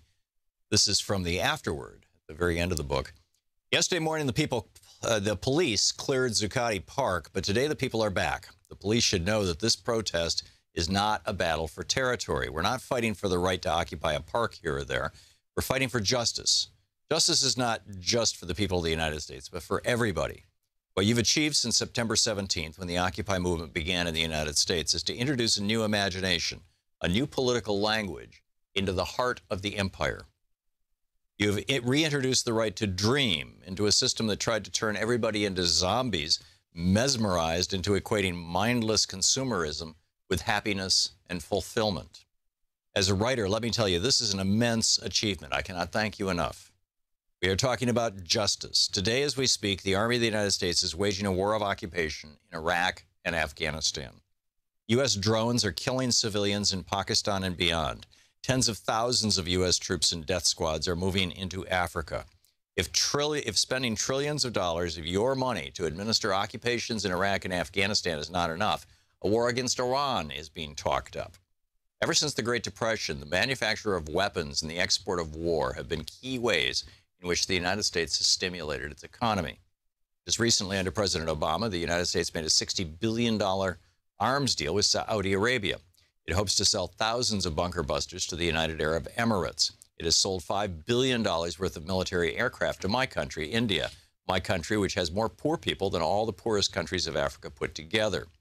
All these wars, from the bombing of Hiroshima and Nagasaki to Vietnam, Korea, Latin America, have claimed millions of lives. All of them fought to secure the, quote, American way of life, end quote. Today we know that the American way of life, the model that the rest of the world is meant to aspire toward, has resulted in 400 people owning the wealth of half the population of the United States. It has meant thousands of people being turned out of their homes and jobs while the U.S. government bailed out banks and corporations. American International Group alone was given $182 billion in the bailout. The Indian government worships U.S. economic policy. As a result of 20 years of the free market economy, today 100 of India's richest people own assets equal to 1/4 of the country's GDP, while more than 80% of Indian people live on less than 50 cents a day. 250,000 farmers driven into a spiral of death have committed suicide. We call this progress and now think of ourselves as a superpower. Like you, we are well qualified. We have nuclear bombs and obscene inequality. The good news is that people have had enough and are just not going to take it anymore. The Occupy movement has joined thousands of other resistance movements all over the world in which the poorest of people are standing up and stopping the richest corporations in their tracks. Few of us dreamed that we would see it, the people of the United States on our side, trying to do this in the heart of empire. I don't know how to communicate the enormity of what this means. The 1% say we don't have demands. They don't know, perhaps, that our anger alone would be enough to destroy them.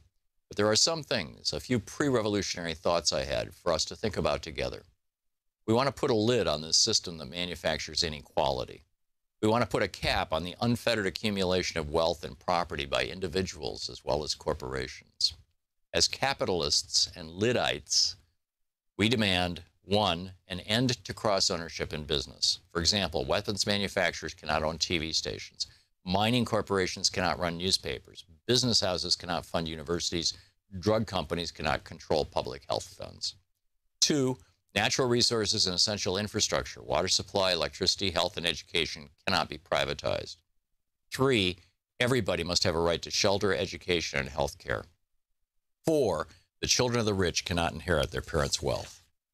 This struggle has reawakened our imagination. Somewhere along the line, capitalism reduced the idea of justice to mean just human rights. The idea the idea of dreaming of equality became blasphemous. We're not fighting to tinker with reforming a system that needs to be replaced. As a capist and a Lidite, I salute your struggle. Salam and Zimbad Dad. That's the end of the book. This is from the very opening of it, chapter 1. Is it a house or a home? A temple to the new India or a warehouse for its ghosts? Ever since Antilla arrived in Altamont Road in Mumbai, exuding mystery and a quiet menace, things have not been the same. Here we are, the friend who took me there said. Pay your respects to our new ruler. Antilla belongs to India's richest man, Mukesh Ambani. I'd read about this most expensive dwelling ever built, the 27 floors, 3 helipads, 9 lifts, hanging gardens, ballrooms, weather rooms, gymnasiums, 6 floors of parking, and 600 servants.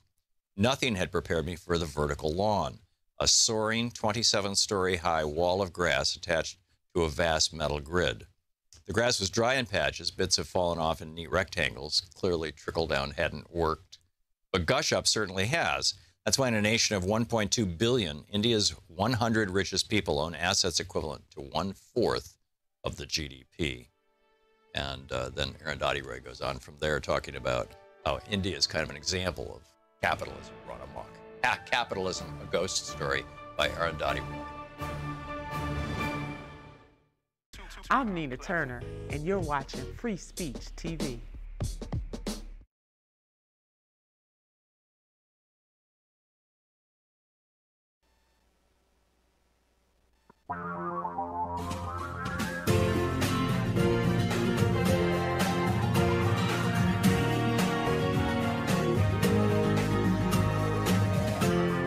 This is the Thom Hartmann Program. Welcome back. Thom Hartmann here with you. And on the line with us, Lori Wallach, the director of the International Campaigns for Public Citizens Global Trade Watch. Tradewatch.org is the website. Also citizen.org/trade. You could tweet Lori at Wallach, W-A-L-L-A-C-H, Lori, L-O-R-I, Wallach Lori, and at public_citizen. Lori, welcome back to the program. Hello. It is great having you on. It's always great having you on. So we're hearing a lot about NAFTA right now. The Mexican government tweeted this morning that they will not negotiate NAFTA using social media with Donald Trump. What's going on with this? We've got Canadians saying, hey, wait a minute, maybe not. There's so much happening. You're the expert. Tell us what's going on.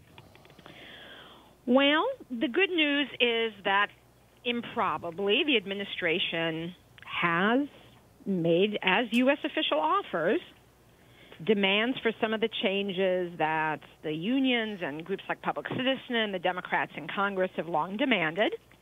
And that includes largely getting rid of the investor state corporate tribunals, getting rid of a lot of the outsourcing incentives that are at the heart of NAFTA, getting rid of or largely rolling way back the waiver of Buy American procurement rules in NAFTA, increasing the domestic content of goods, the so-called rule of origin for a good to get NAFTA treatment, and adding a sunset clause, which is every 5 years the agreement gets reviewed, and unless the countries agree to extend it, it sunsets, which forces some accountability and democracy and debate.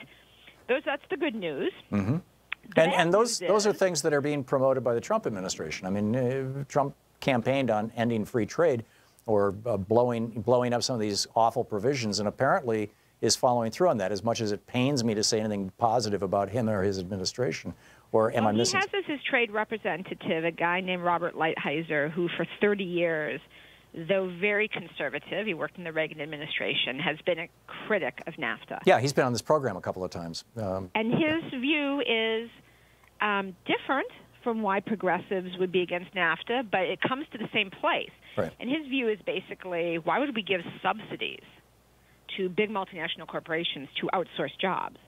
that should not be the business of a U.S. policy, is to help get rid of American jobs, say nothing to subsidize big companies. They can, they're big boys. They can play on their own. Right. And he also is a supporter of increasing labor standards in trade agreements, because he realizes unless wages get raised in countries like Mexico, U.S. wages will get dragged down and we won't be competitive. That said, bucket number one, the good stuff, was put forward, which is great.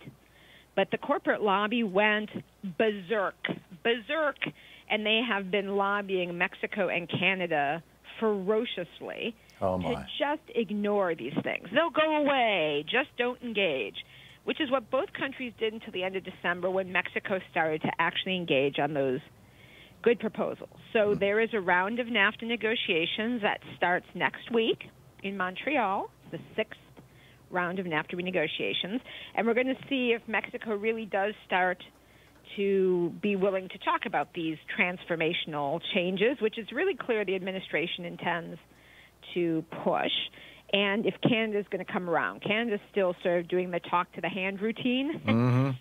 Now, that's on the good stuff. Here's the double bad news. On the bad stuff, Mexico, Canada, and the U.S. have all been merrily negotiating for 6 sessions to actually do some things the corporations want, where the U.S. proposals have not been helpful for workers or consumers, and where Mexico and Canada are only too happy to go along, and the corporate lobby's cheerleading. And that is more limits on food safety, maybe some rollbacks of financial regulation in the trade agreement, limits on what each country can do, limits on consumer protections in e-commerce. So right now that's an area where there isn't much law formed. We don't need to shut the door on the kind of protections consumers need, much less do that trade agreement. And then, of course, Big Pharma is always trolling along, trying to get longer monopoly protections to jack up medicine prices. And that stuff, I would call that bucket number 2, is the bad stuff, and that's moving along. Bucket number 1, that's the first time any administration has suggested making those really important changes we support. But so far, bucket number 1 is not moving very well. Bucket number 2 is the bad stuff. It's moving. Bucket number 3 is stuff that is not yet out there, but the administration is not against. They just haven't acted. And the most important thing there is the labor and environmental standards that comport with the international norms, that have swift and certain enforcement and bring up wages.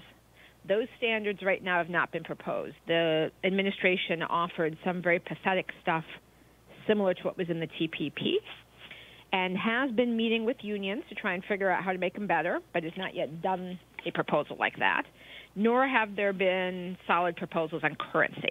And that would be sort of bucket number 3, the stuff that the administration hasn't said they are against, but they also haven't done.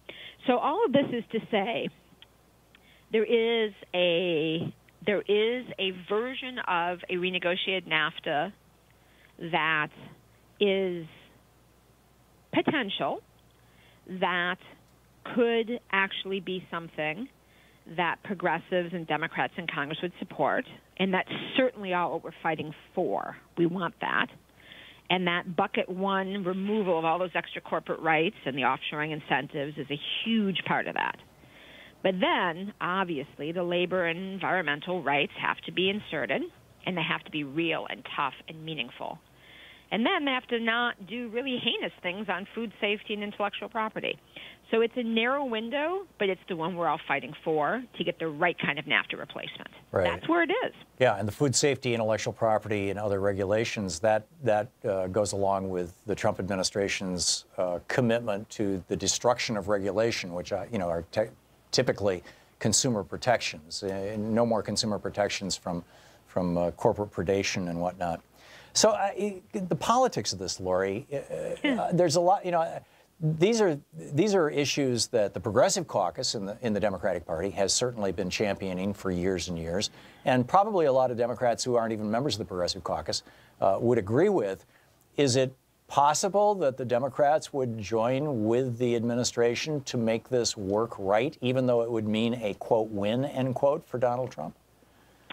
So here's what I think. I think that if this administration brought back a renegotiated NAFTA that had the things that Democrats, progressives, and unions have been demanding for decades, and didn't have the stuff where it could head in the wrong direction that could make it worse, I believe there would be broad Democratic support and broad support from amongst the outside groups to try and implement that agreement, because that would both start to reverse what is now almost 25 years of damage, over 900,000 specific jobs certified officially just under one narrow government program as lost to NAFTA.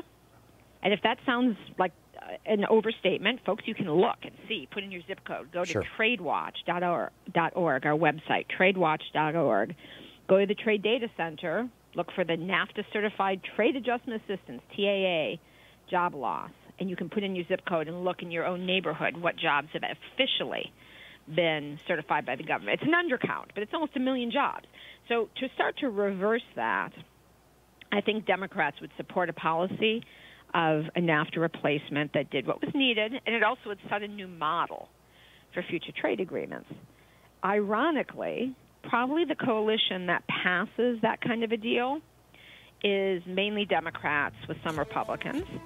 And I don't think actually that Democratic members of Congress are worried about the notion of giving Trump a win. Number one, because what they're really thinking about is, wow, can we help stop the outsourcing? Can we help stop the lowering of wages? But number two, Trump is doing so much terrible stuff for workers in every other way. Yeah, Lori, we're hitting a break here, but thank you so much for being with us. Yeah, Lori Wally. This is the Thom Hartmann Program. We'll be right back with more of the program. Stick around. Hey, Arthur, would you check with Lori and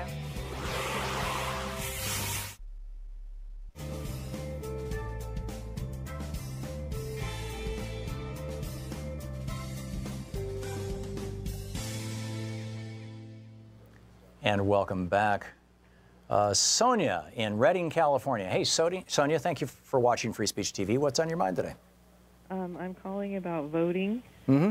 I think it's crucial that we look at this. Everything else that everyone is concerned about is secondary. Mm-hmm. And I have a proposal that I think we should use this grassroots energy to implement kind of an adopt a voter program. And my suggestion is that volunteers take voters who might be knocked off the voter rolls to the voter registration offices every 3 months to check on their voter registration indefinitely. And what I was wondering is if you can tell me what organizations I can contact regarding this proposal.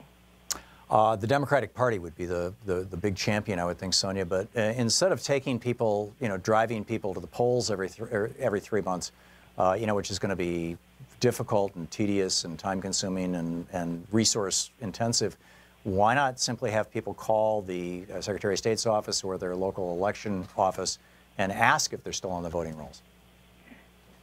Well, yeah, but that's a good idea, but what I was thinking is I keep hearing how people are thrown off the voter rolls through cross-check and all that. Mm-hmm. And I know there's grassroots people who call Congress and do that kind of thing, but I'm just thinking there are people who want to do more, and this is something that they could do, because I think with this wave that's coming up, I think the Republicans are seeing that there is a wave, and they're going to try and throw more people off the voter rolls. Of course. Kinda like, they're doing it right now. Yeah, but you know how in Virginia the Democrat won, and then they recounted the ballots, and then they found that questionable ballot, and then it went to where they pulled the name out of the canister, and then the Republican won. So I just think if people could take voters, older voters, people who don't have transportation, I know it is tedious, but I just think we need to get to the root of the problem, in addition to calling, like you said, making the calls. Yeah, yeah. It's, and if we're going to put people in cars and take them to any place, I would say let's take them to register to vote, right? Let's find the people who are not yet registered to vote. And that's where, the expenditure of the time and effort and gasoline to drive a friend or an acquaintance or, just somebody in the neighborhood down to the DMV or down to the Secretary of State's office or wherever it may be in your local area where you can most easily register to vote. is a really good thing. I mean, this is ACORN. We used to have an entire organization that was committed to doing this, particularly for people of low income and in minority communities. And of course, you know, Fox News and James O'Keefe destroyed it with lies, but they destroyed it, and very intentionally, because it was registering minorities and low-income people. And the Democratic Party really needs to pick up the slack from that. And I think that, you know, your suggestion, Sonia, is a great starting point, and something that definitely should be pursued. So, Sonia, thank you. Thanks for the call.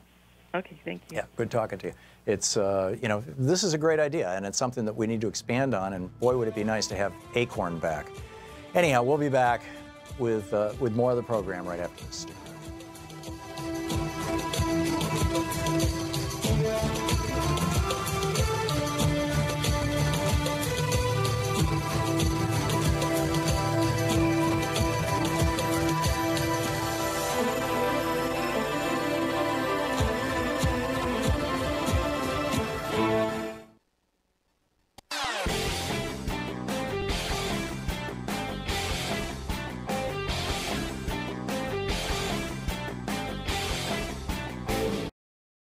This year's election results have generated fear, sadness, and despair. In the days and months ahead, our democracy may face a crisis of historic proportions. But there is good news. There is good news. There is good news. Thousands of people are stepping forward in solidarity, resistance, and resolve.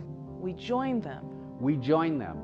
We join them in standing with the most vulnerable communities among us. Those most likely to be targeted by new restrictions and policies. We will tell their stories here. Here. Here on Free Speech TV. We will lift their voices here. Here on Free Speech TV. In the difficult times ahead, know that we will be with you 24 hours a day. Every day. You are not alone. You are not alone. You are not alone. There are millions of us. Raising our voices and hearts together as one. We've got your back. We got your back.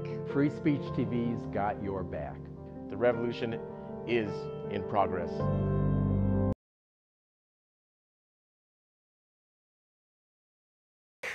Let's pick up some of your calls here. Maine in Chicago. Hey, Maine, what's on your mind?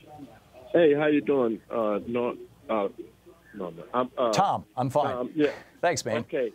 All right. But what I've seen about capitalism, it's a philosophy and an ideology that they have of me, mine, and yours. I got mine, you get yours, because if you don't get yours, I'm going to get it, which is what they're doing now. And democracy, which is we, us, and ours, with yours and mine. So it's not like you can't have yours because I would like to have mine. That's the pursuit of happiness type of thing. But it's a we, us, and ours is where that's what Norway has, because they're looking out for, you know, what's for the country. It's the difference between for the people in the country. Yeah, it's the difference between a we society and a me society. And a me, exactly, and that's capitalism. If capitalism creates the me society, my is mine, me, mine, and they get morbidly obese, like that Wesley Snipes movie Blade, with that big dude that was in the bed, and he covered the entire bed. They're morbidly obese with monies. It's morbidly how rich. Capitalists are now here in this country, and it's an idea, it's a philosophy, and we have to, turn this philosophy around from instead of we, us, I mean me, mine, and yours, to we, us, and ours, and yours and mine. Yeah, I agree, and very well said, Maine. And this is one of the fundamental problems with raw, unlimited, unregulated capitalism. I mean, Norway is a capitalist country too, but they don't have this problem. Maine, very well said. Thank you so much. Dan in Dayton, Oregon. Hey, Dan, what's on your mind today? Is that Dan from Dayton, Oregon? That's you, Dan. You're on the air. Dan, can you hear me? Yes, I'm Dan in Albuquerque. Oh, I'm sorry. Albuquerque. Okay, great. Don't be sorry. I'd be glad to visit Oregon. I got a brother there. Okay. So what's on your mind, Dan? Some fun. Here's the thing. what do you know about fasting for political purposes like Gandhi did? I think it only works. I mean, you're basically threatening your own life. There's good health reasons to fast in reasonable ways for reasonable and short periods of time, but fasting for political purposes, worked for Gandhi. It has worked for a few other high-profile figures. But if you're not a real high-profile figure, where a lot of people worry about whether or not you're going to die, my take on it is that it is probably not going to produce much change, and it could produce damage to you, and therefore isn't worth the cost, essentially. Your thoughts? Well, I'll say this. I'm in my present. I fasted the first time accidentally. It wasn't a conscious effort at all.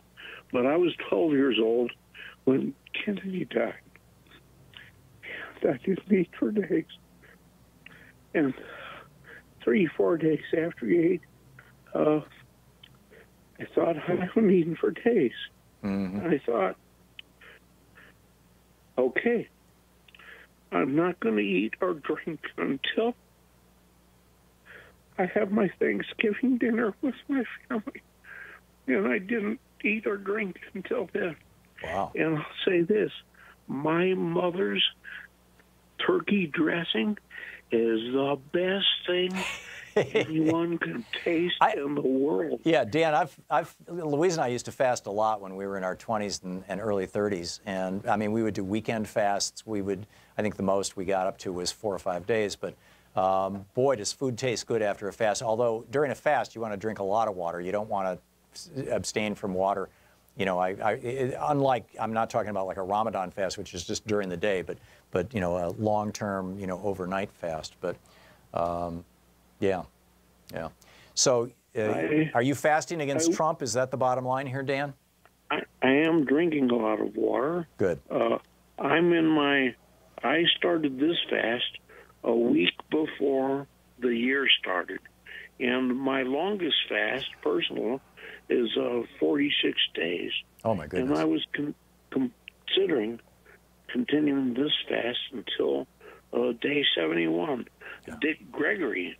You could look up Dick Gregory, the political activist, spiritualist, health person. Dick Gregory was a friend of mine. I knew Dick. Fasted 70 days. Yeah. And I could go for 71 days. If I were to break my fast on the Thom Hartmann show, yeah, I could break my... Dan, I cannot encourage you to take your life in your hands like that. And I know, I've known a couple of high-profile fasters who were doing it for political purposes, who were also taking enemas of vegetable and fruit juices so that they were getting nutrients. They just weren't taking them through their mouth, but they were calling it fasting. I would be very, I can't offer you advice, Dan, but if it was me, I would be very, very wary, and I can't have you, I can't be promoting that in this program. I can't be responsible for your health. Dan, I wish you well, and thank you for the call. We'll be back. It's 28 minutes past the hour. You're listening to the Thom Hartmann Program. Call 202-808-9925. We'll be back with your calls right after this.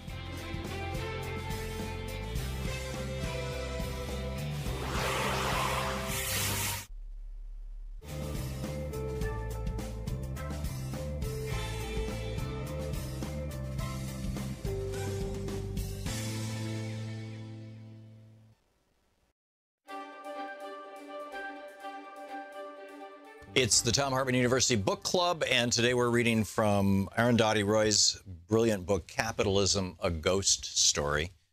This is from the afterword, at the very end of the book. Yesterday morning, the police cleared Zuccotti Park, but today the people are back. The police should know that this protest is not a battle for territory. We're not fighting for the right to occupy a park here or there. We're fighting for justice. Justice is not just for the people of the United States, but for everybody. What you've achieved since September 17th, when the Occupy movement began in the United States, is to introduce a new imagination, a new political language into the heart of the empire. You've reintroduced the right to dream into a system that tried to turn everybody into zombies, mesmerized into equating mindless consumerism with happiness and fulfillment. As a writer, let me tell you, this is an immense achievement. I cannot thank you enough. We are talking about justice. Today, as we speak, the Army of the United States is waging a war of occupation in Iraq and Afghanistan. U.S. drones are killing civilians in Pakistan and beyond. Tens of thousands of U.S. troops and death squads are moving into Africa. If spending trillions of dollars of your money to administer occupations in Iraq and Afghanistan is not enough, a war against Iran is being talked up. Ever since the Great Depression, the manufacture of weapons and the export of war have been key ways in which the United States has stimulated its economy. Just recently, under President Obama, the United States made a $60 billion arms deal with Saudi Arabia. It hopes to sell thousands of bunker busters to the United Arab Emirates. It has sold $5 billion worth of military aircraft to my country, India, my country, which has more poor people than all the poorest countries of Africa put together. All these wars, from the bombing of Hiroshima and Nagasaki to Vietnam, Korea, Latin America, have claimed millions of lives. All of them fought to secure the, quote, American way of life, end quote. Today we know that the American way of life, the model that the rest of the world is meant to aspire toward, has resulted in 400 people owning the wealth of half the population of the United States. It has meant thousands of people being turned out of their homes and jobs while the U.S. government bailed out banks and corporations. American International Group alone was given $182 billion in the bailout. The Indian government worships U.S. economic policy. As a result of 20 years of the free market economy, today 100 of India's richest people own assets equal to 1/4 of the country's GDP, while more than 80% of Indian people live on less than 50 cents a day. 250,000 farmers driven into a spiral of death have committed suicide. We call this progress and now think of ourselves as a superpower. Like you, we are well qualified. We have nuclear bombs and obscene inequality. The good news is that people have had enough and are just not going to take it anymore. The Occupy movement has joined thousands of other resistance movements all over the world in which the poorest of people are standing up and stopping the richest corporations in their tracks. Few of us dreamed that we would see it, the people of the United States on our side, trying to do this in the heart of empire. I don't know how to communicate the enormity of what this means. The 1% say we don't have demands. They don't know, perhaps, that our anger alone would be enough to destroy them. But there are some things, a few pre-revolutionary thoughts I had for us to think about together. We want to put a lid on this system that manufactures inequality. We want to put a cap on the unfettered accumulation of wealth and property by individuals as well as corporations. As capitalists and Liddites, we demand, 1, an end to cross-ownership in business. For example, weapons manufacturers cannot own TV stations. Mining corporations cannot run newspapers. Business houses cannot fund universities. Drug companies cannot control public health funds. 2, natural resources and essential infrastructure, water supply, electricity, health, and education cannot be privatized. 3, everybody must have a right to shelter, education, and health care. 4, the children of the rich cannot inherit their parents' wealth. This struggle has reawakened our imagination. Somewhere along the line, capitalism reduced the idea of justice to mean just human rights. The idea the idea of dreaming of equality became blasphemous. We're not fighting to tinker with reforming a system that needs to be replaced. As a capist and a Lidite, I salute your struggle. Salam and Zimbad Dad. That's the end of the book. This is from the very opening of it, chapter 1.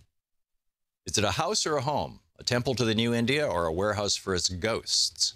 Ever since Antilla arrived in Altamont Road in Mumbai, exuding mystery and a quiet menace, things have not been the same. Here we are, the friend who took me there said. Pay your respects to our new ruler. Antilla belongs to India's richest man, Mukesh Ambani. I'd read about this most expensive dwelling ever built, the 27 floors, 3 helipads, 9 lifts, hanging gardens, ballrooms, weather rooms, gymnasiums, 6 floors of parking, and 600 servants.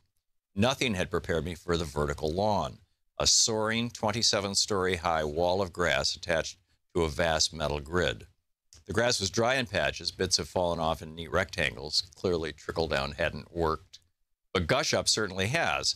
That's why in a nation of 1.2 billion, India's 100 richest people own assets equivalent to 1/4 of the GDP.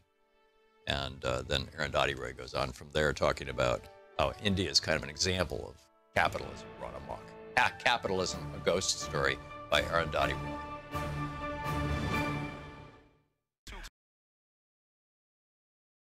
Listen anytime, any place you want.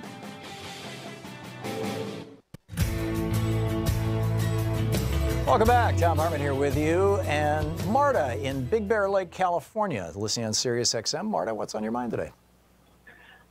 Well, I wanted to comment about undocumented immigrants and base it first on my own experience and second on research.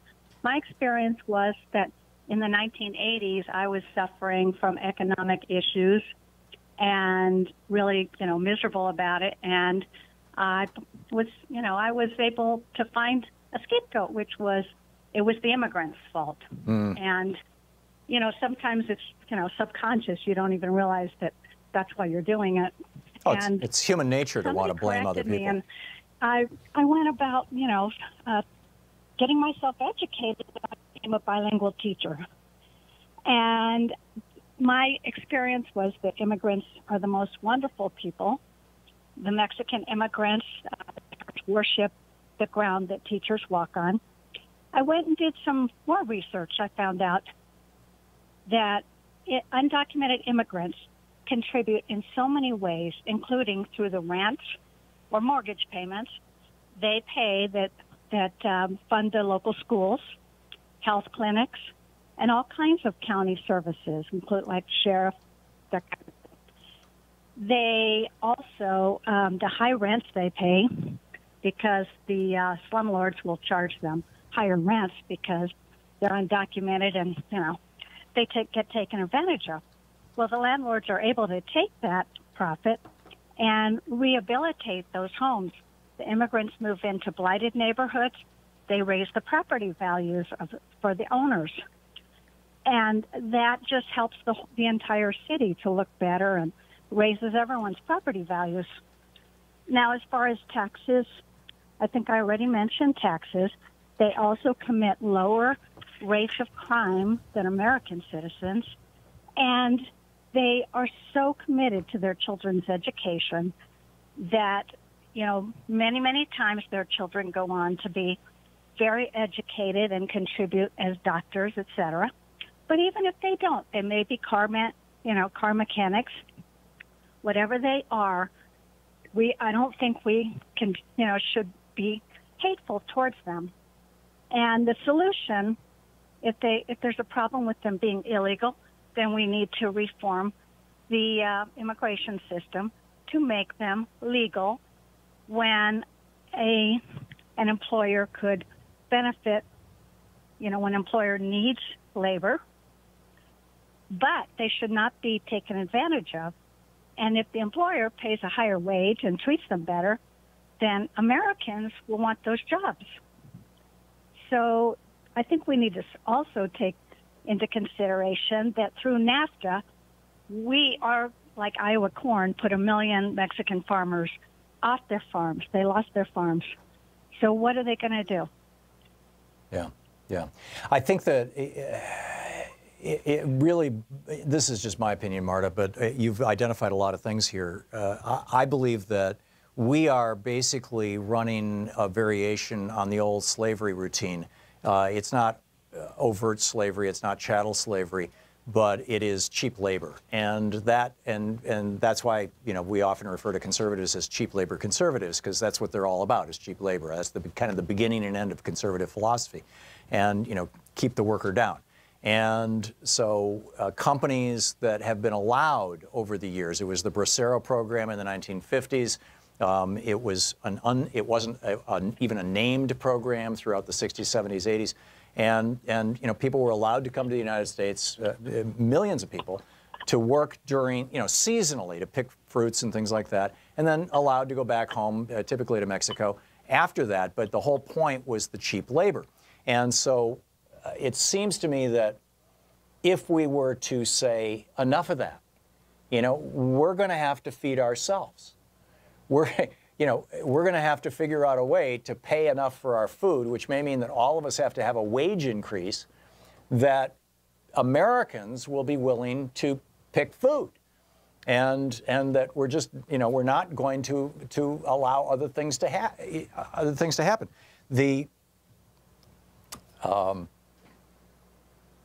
So that you know, yeah. Anyhow, I guess I've said my piece. I got diverted here. Tamara, or is it Tamara, in Joplin, Missouri? Hey, what's up? Hey, Tom. I've been listening to you and Rachel Maddow and Stephanie Miller and Randy Rhodes since 2004. 14 years. Thank you. I have heard you guys bang your heads trying to get these red state voters to understand that the Republican Party has been gaslighting them for 30 years. And they just don't understand. They keep putting in Republicans in their House, Senate, and representatives, and they keep expecting a different result. And they wonder why their children can't go to college. They don't see that corporations are getting billions of dollars in their tax money in their IRS tax returns, and they never paid any taxes. It's like, I don't understand why they can't see that they keep voting Republican and they're not getting anything they want. It's because there's an entire industry devoted to convincing the rubes, the suckers, the people who the Republicans believe they can convince that they should be thinking in a way that essentially is a variation on this theme, that what's good for the billionaires is good for all of us. And the simple reality is what's good for the billionaires is actually bad for the rest of us. But they blame the little girl who decided to keep her baby and call her a welfare queen. Right. Well, she tried to pull herself up by her bootstraps. Well, those folks only care about that. I was the welfare queen Ronald Reagan was talking about with 2 little kids. No, you weren't that welfare queen. That welfare queen that Reagan created out of whole cloth, fictitiously. He said she had 100 different Social Security numbers and, you know, all this kind of stuff. You weren't doing that, Tamara. You were simply, you know, getting some help to make it through life. And that's something that... I'm just trying to feed my kids while I worked a minimum wage, $5 an hour job. Exactly. And that's why we need to... These people are angry at everybody. They're mad at the Mexicans. They're mad at the Somalians, to where these guys in Kansas wanted to bomb them and kill them in their housing here. And their lawyer says it was their protected constitutional right to plan. Yeah, yeah. Oh, we lost tomorrow. But, you know, yeah, I get what you're saying, and absolutely get what you're saying. Thank you, Tamara. Dick in Chapel Hill, North Carolina. Hey, Dick, what's up? Hey, Tom, I got a couple things I want to talk to you about. First, I think we need to start painting the Republicans with a tagline, the Republican Party, where greed wears the mask of morality. It seems like the perfect line. Yeah, it's true. It's really true. Secondly, if the Republicans finally manage to make abortion illegal again, they're going to be faced with that problem of, should we punish the women? My question is, would a law that punishes a doctor differently from the woman who sought the abortion violate the Equal Protection Clause? If the doctor gets 10 years, say, and the woman gets the poor victim treatment like we've heard, is that a violation? That's a good question. That's something that could be taken to the Supreme Court. And I can't say that I've explicitly heard that argument made before, but it seems like a reasonable argument. I don't know the answer to the question, Dick. It seems like something that needs to be adjudicated. But it does highlight, you know, the hypocrisy of the whole thing. You know, hey, this is murder. Well, you know, if you've got 2 people involved in a conspiracy to commit murder, those 2 people are both guilty of murder. And so if you're going to take that line, you know, you've got to follow it to its logical end. Dick, thank you. Very well said. By the way, Donald Trump is going to be speaking at the March for Life, which is the big anti-abortion march that they have every year here or there in Washington, D.C. Yes, here, I still, you know, we're in Portland now. Burl in Sierra Vista, Arizona. Hey, Burl, what's on your mind? Yeah, hi, Tom. I live in Cochise County, Arizona. Mm-hmm. Yesterday, a friend of mine went to renew his driver's license because he's about to turn 70. Mm-hmm. The first thing he noticed when he got there is that there's no more chairs. They've been taken out, except for a few chairs for some disabled people. So you have to stand in line. Mm-hmm. When he got to the window and showed his proof of auto insurance, they told him they had to see a health insurance card. What? He showed them his VA card, which has a photo, but they wanted a health insurance card, which doesn't have one. He had the card, and he showed it to them. But he asked them, what if I didn't have this health insurance card? And they said, well, then we would have accepted your VA card. Well, he said, what if someone doesn't have a health insurance? And they told him then that person could not get a driver's license and couldn't vote. That's totally they had strange. Some other form of state-issued ID. That's totally strange. Burl, quick question. Can you hear the music right now? Yes. Okay, great. Thank you very much. We're trying to make sure our phones are working. Burl, thank you for the call. I have to hope, believe that was an anomaly, but your friend should definitely report that to the Secretary of State in Arizona or somebody. I mean, that's just wrong. We'll be right back. You're listening to Thom Hartmann. Visit ThomHartmann.com for audio and video archives. We'll be back with more of your calls, my thoughts, and the news of the day right after this.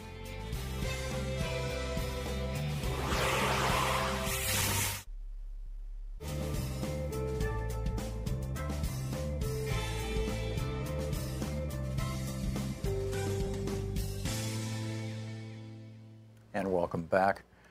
Jerry in Federal Way, Washington. Hey, Jerry, what's on your mind today? Good morning. Jerry, quick question. I was thinking about this, Jerry, alert. if I may just ask you a quick question here. We're trying to just make sure everything's working right here. Does my voice sound to you like normal level of volume on a telephone? Yes. Okay, great. Go ahead. I was thinking about this alert in Hawaii for a missile attack being an accidental oops thing. I'm thinking that rather than that, it was a Trump supporter who deliberately pushed the button to take the heat off President Trump for his foul language the prior week. I doubt it. I mean, if somebody was politically motivated to do that, I would think it would be a Trump opponent trying to say to the citizens of Hawaii, this is the level of liability. This is what could happen if Donald Trump keeps provoking Kim Jong-un. But I don't believe that that's what happened. I mean, all the indications are that the guy just pushed the wrong button, that their system was very badly designed. And it was just as easy to send out a, oh, my God, run for the hills, as it was to send out a, we're just testing, and that should not be the case. The, oh, my God, run for the hills click should be 5 clicks. You know, it should require a little more than just a push this button. Well, I was thinking about the Orson Welles' War of the Worlds radio broadcast that set a panic out, and this kind of, I thought, was like the same thing. Well, again. that Orson Welles story has been wildly exaggerated over the years. People were not panicking from the Orson Welles thing. There were people who called into their telephone company and people who called the network to say, is this real? What's going on? But every 5 or 6 minutes in that Orson Welles thing back in the, what was that, the 30s, as I recall, maybe the 40s? Every few minutes when that was going on, they broke in and they said, this is a dramatic performance of Orson Welles' novel War of the Worlds. This is only fiction. They made it very, very clear there was not national hysteria. Whether, there's some debate about, I believe, about whether that story was being promoted by Orson Welles himself to try and make himself more of a big deal than he was, or whether it was just something you know, kind of an urban legend that just took off or whatever. But you know, that Jerry, thanks for the call. I don't know, but I think it was just a screw up. But you know, who knows? Roxanne, watching Free Speech TV in Albuquerque, New Mexico. Hey, Roxanne, what's on your mind today? Hi. I just thought, you know, we worked really, really hard as a party as the Democratic Party to try to get more democracy into the process of choosing our nominee for the presidency, and that all culminated with the Unity and Reform Commission, and they have finished their report, and it's now going to go to the Rules and Bylaws Committee. And people are suggesting that we should call Tom Perez or be in touch with Tom Perez and ask him to take a leadership role in supporting that report. The committee is meeting this weekend. So if people can go to Roots Action or search Roots Action and then Perez. Yeah, it's rootsaction.org is the website. That's a good point. Right, That's a very good suggestion, Roxanne, and thank you for that. We'll be right back. And you know,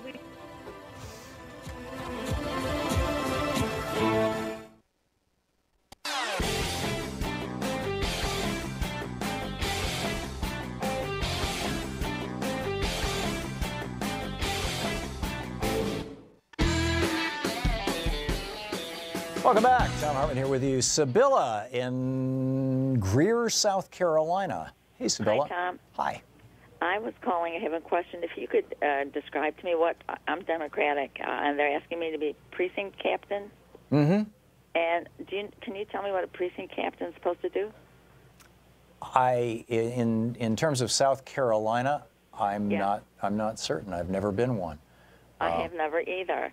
And it's because of you. I said I probably would do it. So I'm going to meet with them next week and find out. I know a precinct committee person is basically kind of a director. It's the person that you know, proposes things for the platform, that votes on who's going to be the primary candidates. It's actually a very powerful position, and you typically work up to it. And you can start by being a captain. I believe that the precinct captains are sort of like second lieutenants, you know, to that. But that's a good question, Sibylla. We should, Sean, we should get somebody, maybe Tom Perez on, and just like, let's do a you know, inform people about, you know, what is the hierarchy of, or the lateral, whatever, you know, the different buckets of jobs within in the Democratic Party, and how do they vary from state to state? Because I honestly, you know, I have a broad notion of it, but I don't want to put out something that might not be absolutely accurate. So, Sibylla, let us... And I'll call back and let you know what it is after I talk to them. Oh, that would be great. That would be great. Thank you, Thank Sibylla. you. Great to hear from you. Thank you so much. Ron in Franklin, Wisconsin. Hey, Ron, what's on your mind? Hi, I just wanted to let you guys know, if you don't know about this, that in Wisconsin, Paul Ryan is running an ad with Hispanics in it, touting how great his tax plan is. It's running on TV. There's also another ad being run by a PAC that uses something that looks like a family tree, and they show what grows from one immigrant coming into the country, and it looks like hundreds of people grow from one immigrant coming into the country. Sure. Well, that's why we're at 340 million people here in the United States. Yeah, right. But they're portraying it more like mice or roaches. You mean? See one, count 50. No, they're not doing that. They have little boxes that show the spread of people. No, but I mean the message would be the same basically. Don't let these people into the country because they will breed. Absolutely right. And Amazing. then they're really going after Tammy Baldwin big time. Oh yeah. And these are the kind of things that the Democrats have to come out and talk about. I don't see any ads showing that this is baloney. Yeah, the billionaires are all in against Tammy Baldwin. They are absolutely all in against her. In fact, she is right now, or this was maybe a week ago, Think Progress did a thing on how Tammy Baldwin was the Democrat who was being most aggressively and expensively attacked by the billionaires who are funding the dark money PACs. And, you know, and it sounds like And also last week it was announced that the billionaires were going to roll out a multi-million-dollar advertising campaign to support their tax cut, to convince average working Americans that cutting taxes for billionaires and corporations was somehow going to be a benefit to them. And it sounds like you're describing exactly what they're doing. Yeah, it's a well-done ad, too, which really irritates me. And like I said, they have Hispanic people as the people talking about how great it is. Yeah, yeah, yeah. They're firing on all cylinders, Ron. This is what's wrong with Citizens United. This is you know, Ron, thank you for the call. I have no problem when Procter & Gamble spends millions of dollars advertising soap, you know, or McDonald's spends millions of dollars, you know, convincing us to buy another Big Mac. Those don't influence our democracy. They may promote an unhealthy lifestyle, but they don't influence our democracy. But when the Supreme Court said that corporations and billionaires can use infinite amounts of money to influence our democracy, that was the beginning of, hopefully not the end, but that was the beginning of the serious degradation, the serious deterioration of our democracy here in the United States. And it's a terrible thing. Paul in Portland. Hey, Paul, what's on your mind? Good morning, Tom. I just wanted to discuss about GMOs. I saw an infomercial for Super Beets, and it inspired me to think about how they reduce the equivalent of 3 beets into 1 tablespoon of powder. And since organisms can be genetically modified, would it not be possible to modify them to increase their nutritional value? Well, that's the argument that's been made. And by the way, Super Beets, which is a sponsor of this program, uses non-GMO beets. So, you know, putting those two things in the sentence is, you know, perhaps, you know, not right for Super Beets. But the biggest example is the so-called golden rice. Newsweek or Time did a huge cover story on this back about 8 or 9 years ago. About how this rice that contains vitamin A was going to deal with an epidemic of vision problems all across the world, and isn't that a wonderful thing?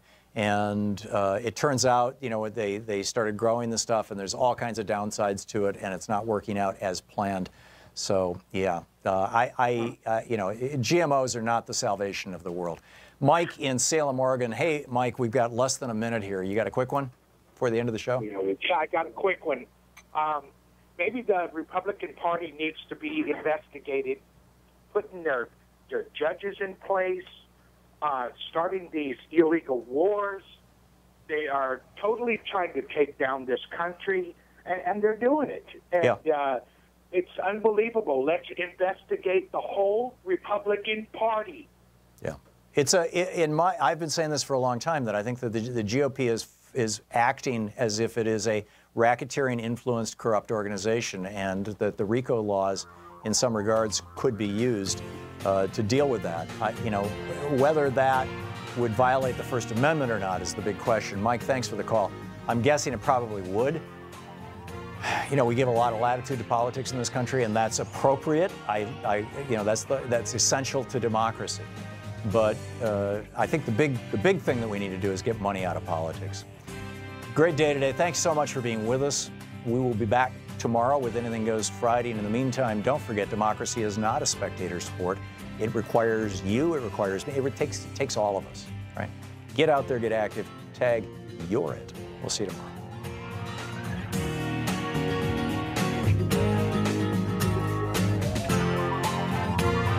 You've been listening to Thom Hartmann.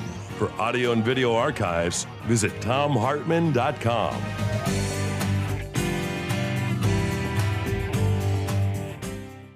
The Thom Hartmann Program is brought to you in part by the Aiden Forecast, an investment newsletter with weekly updates of leading market indicators and a monthly deep dive into what the details of the economy and the markets mean for investors and retirees.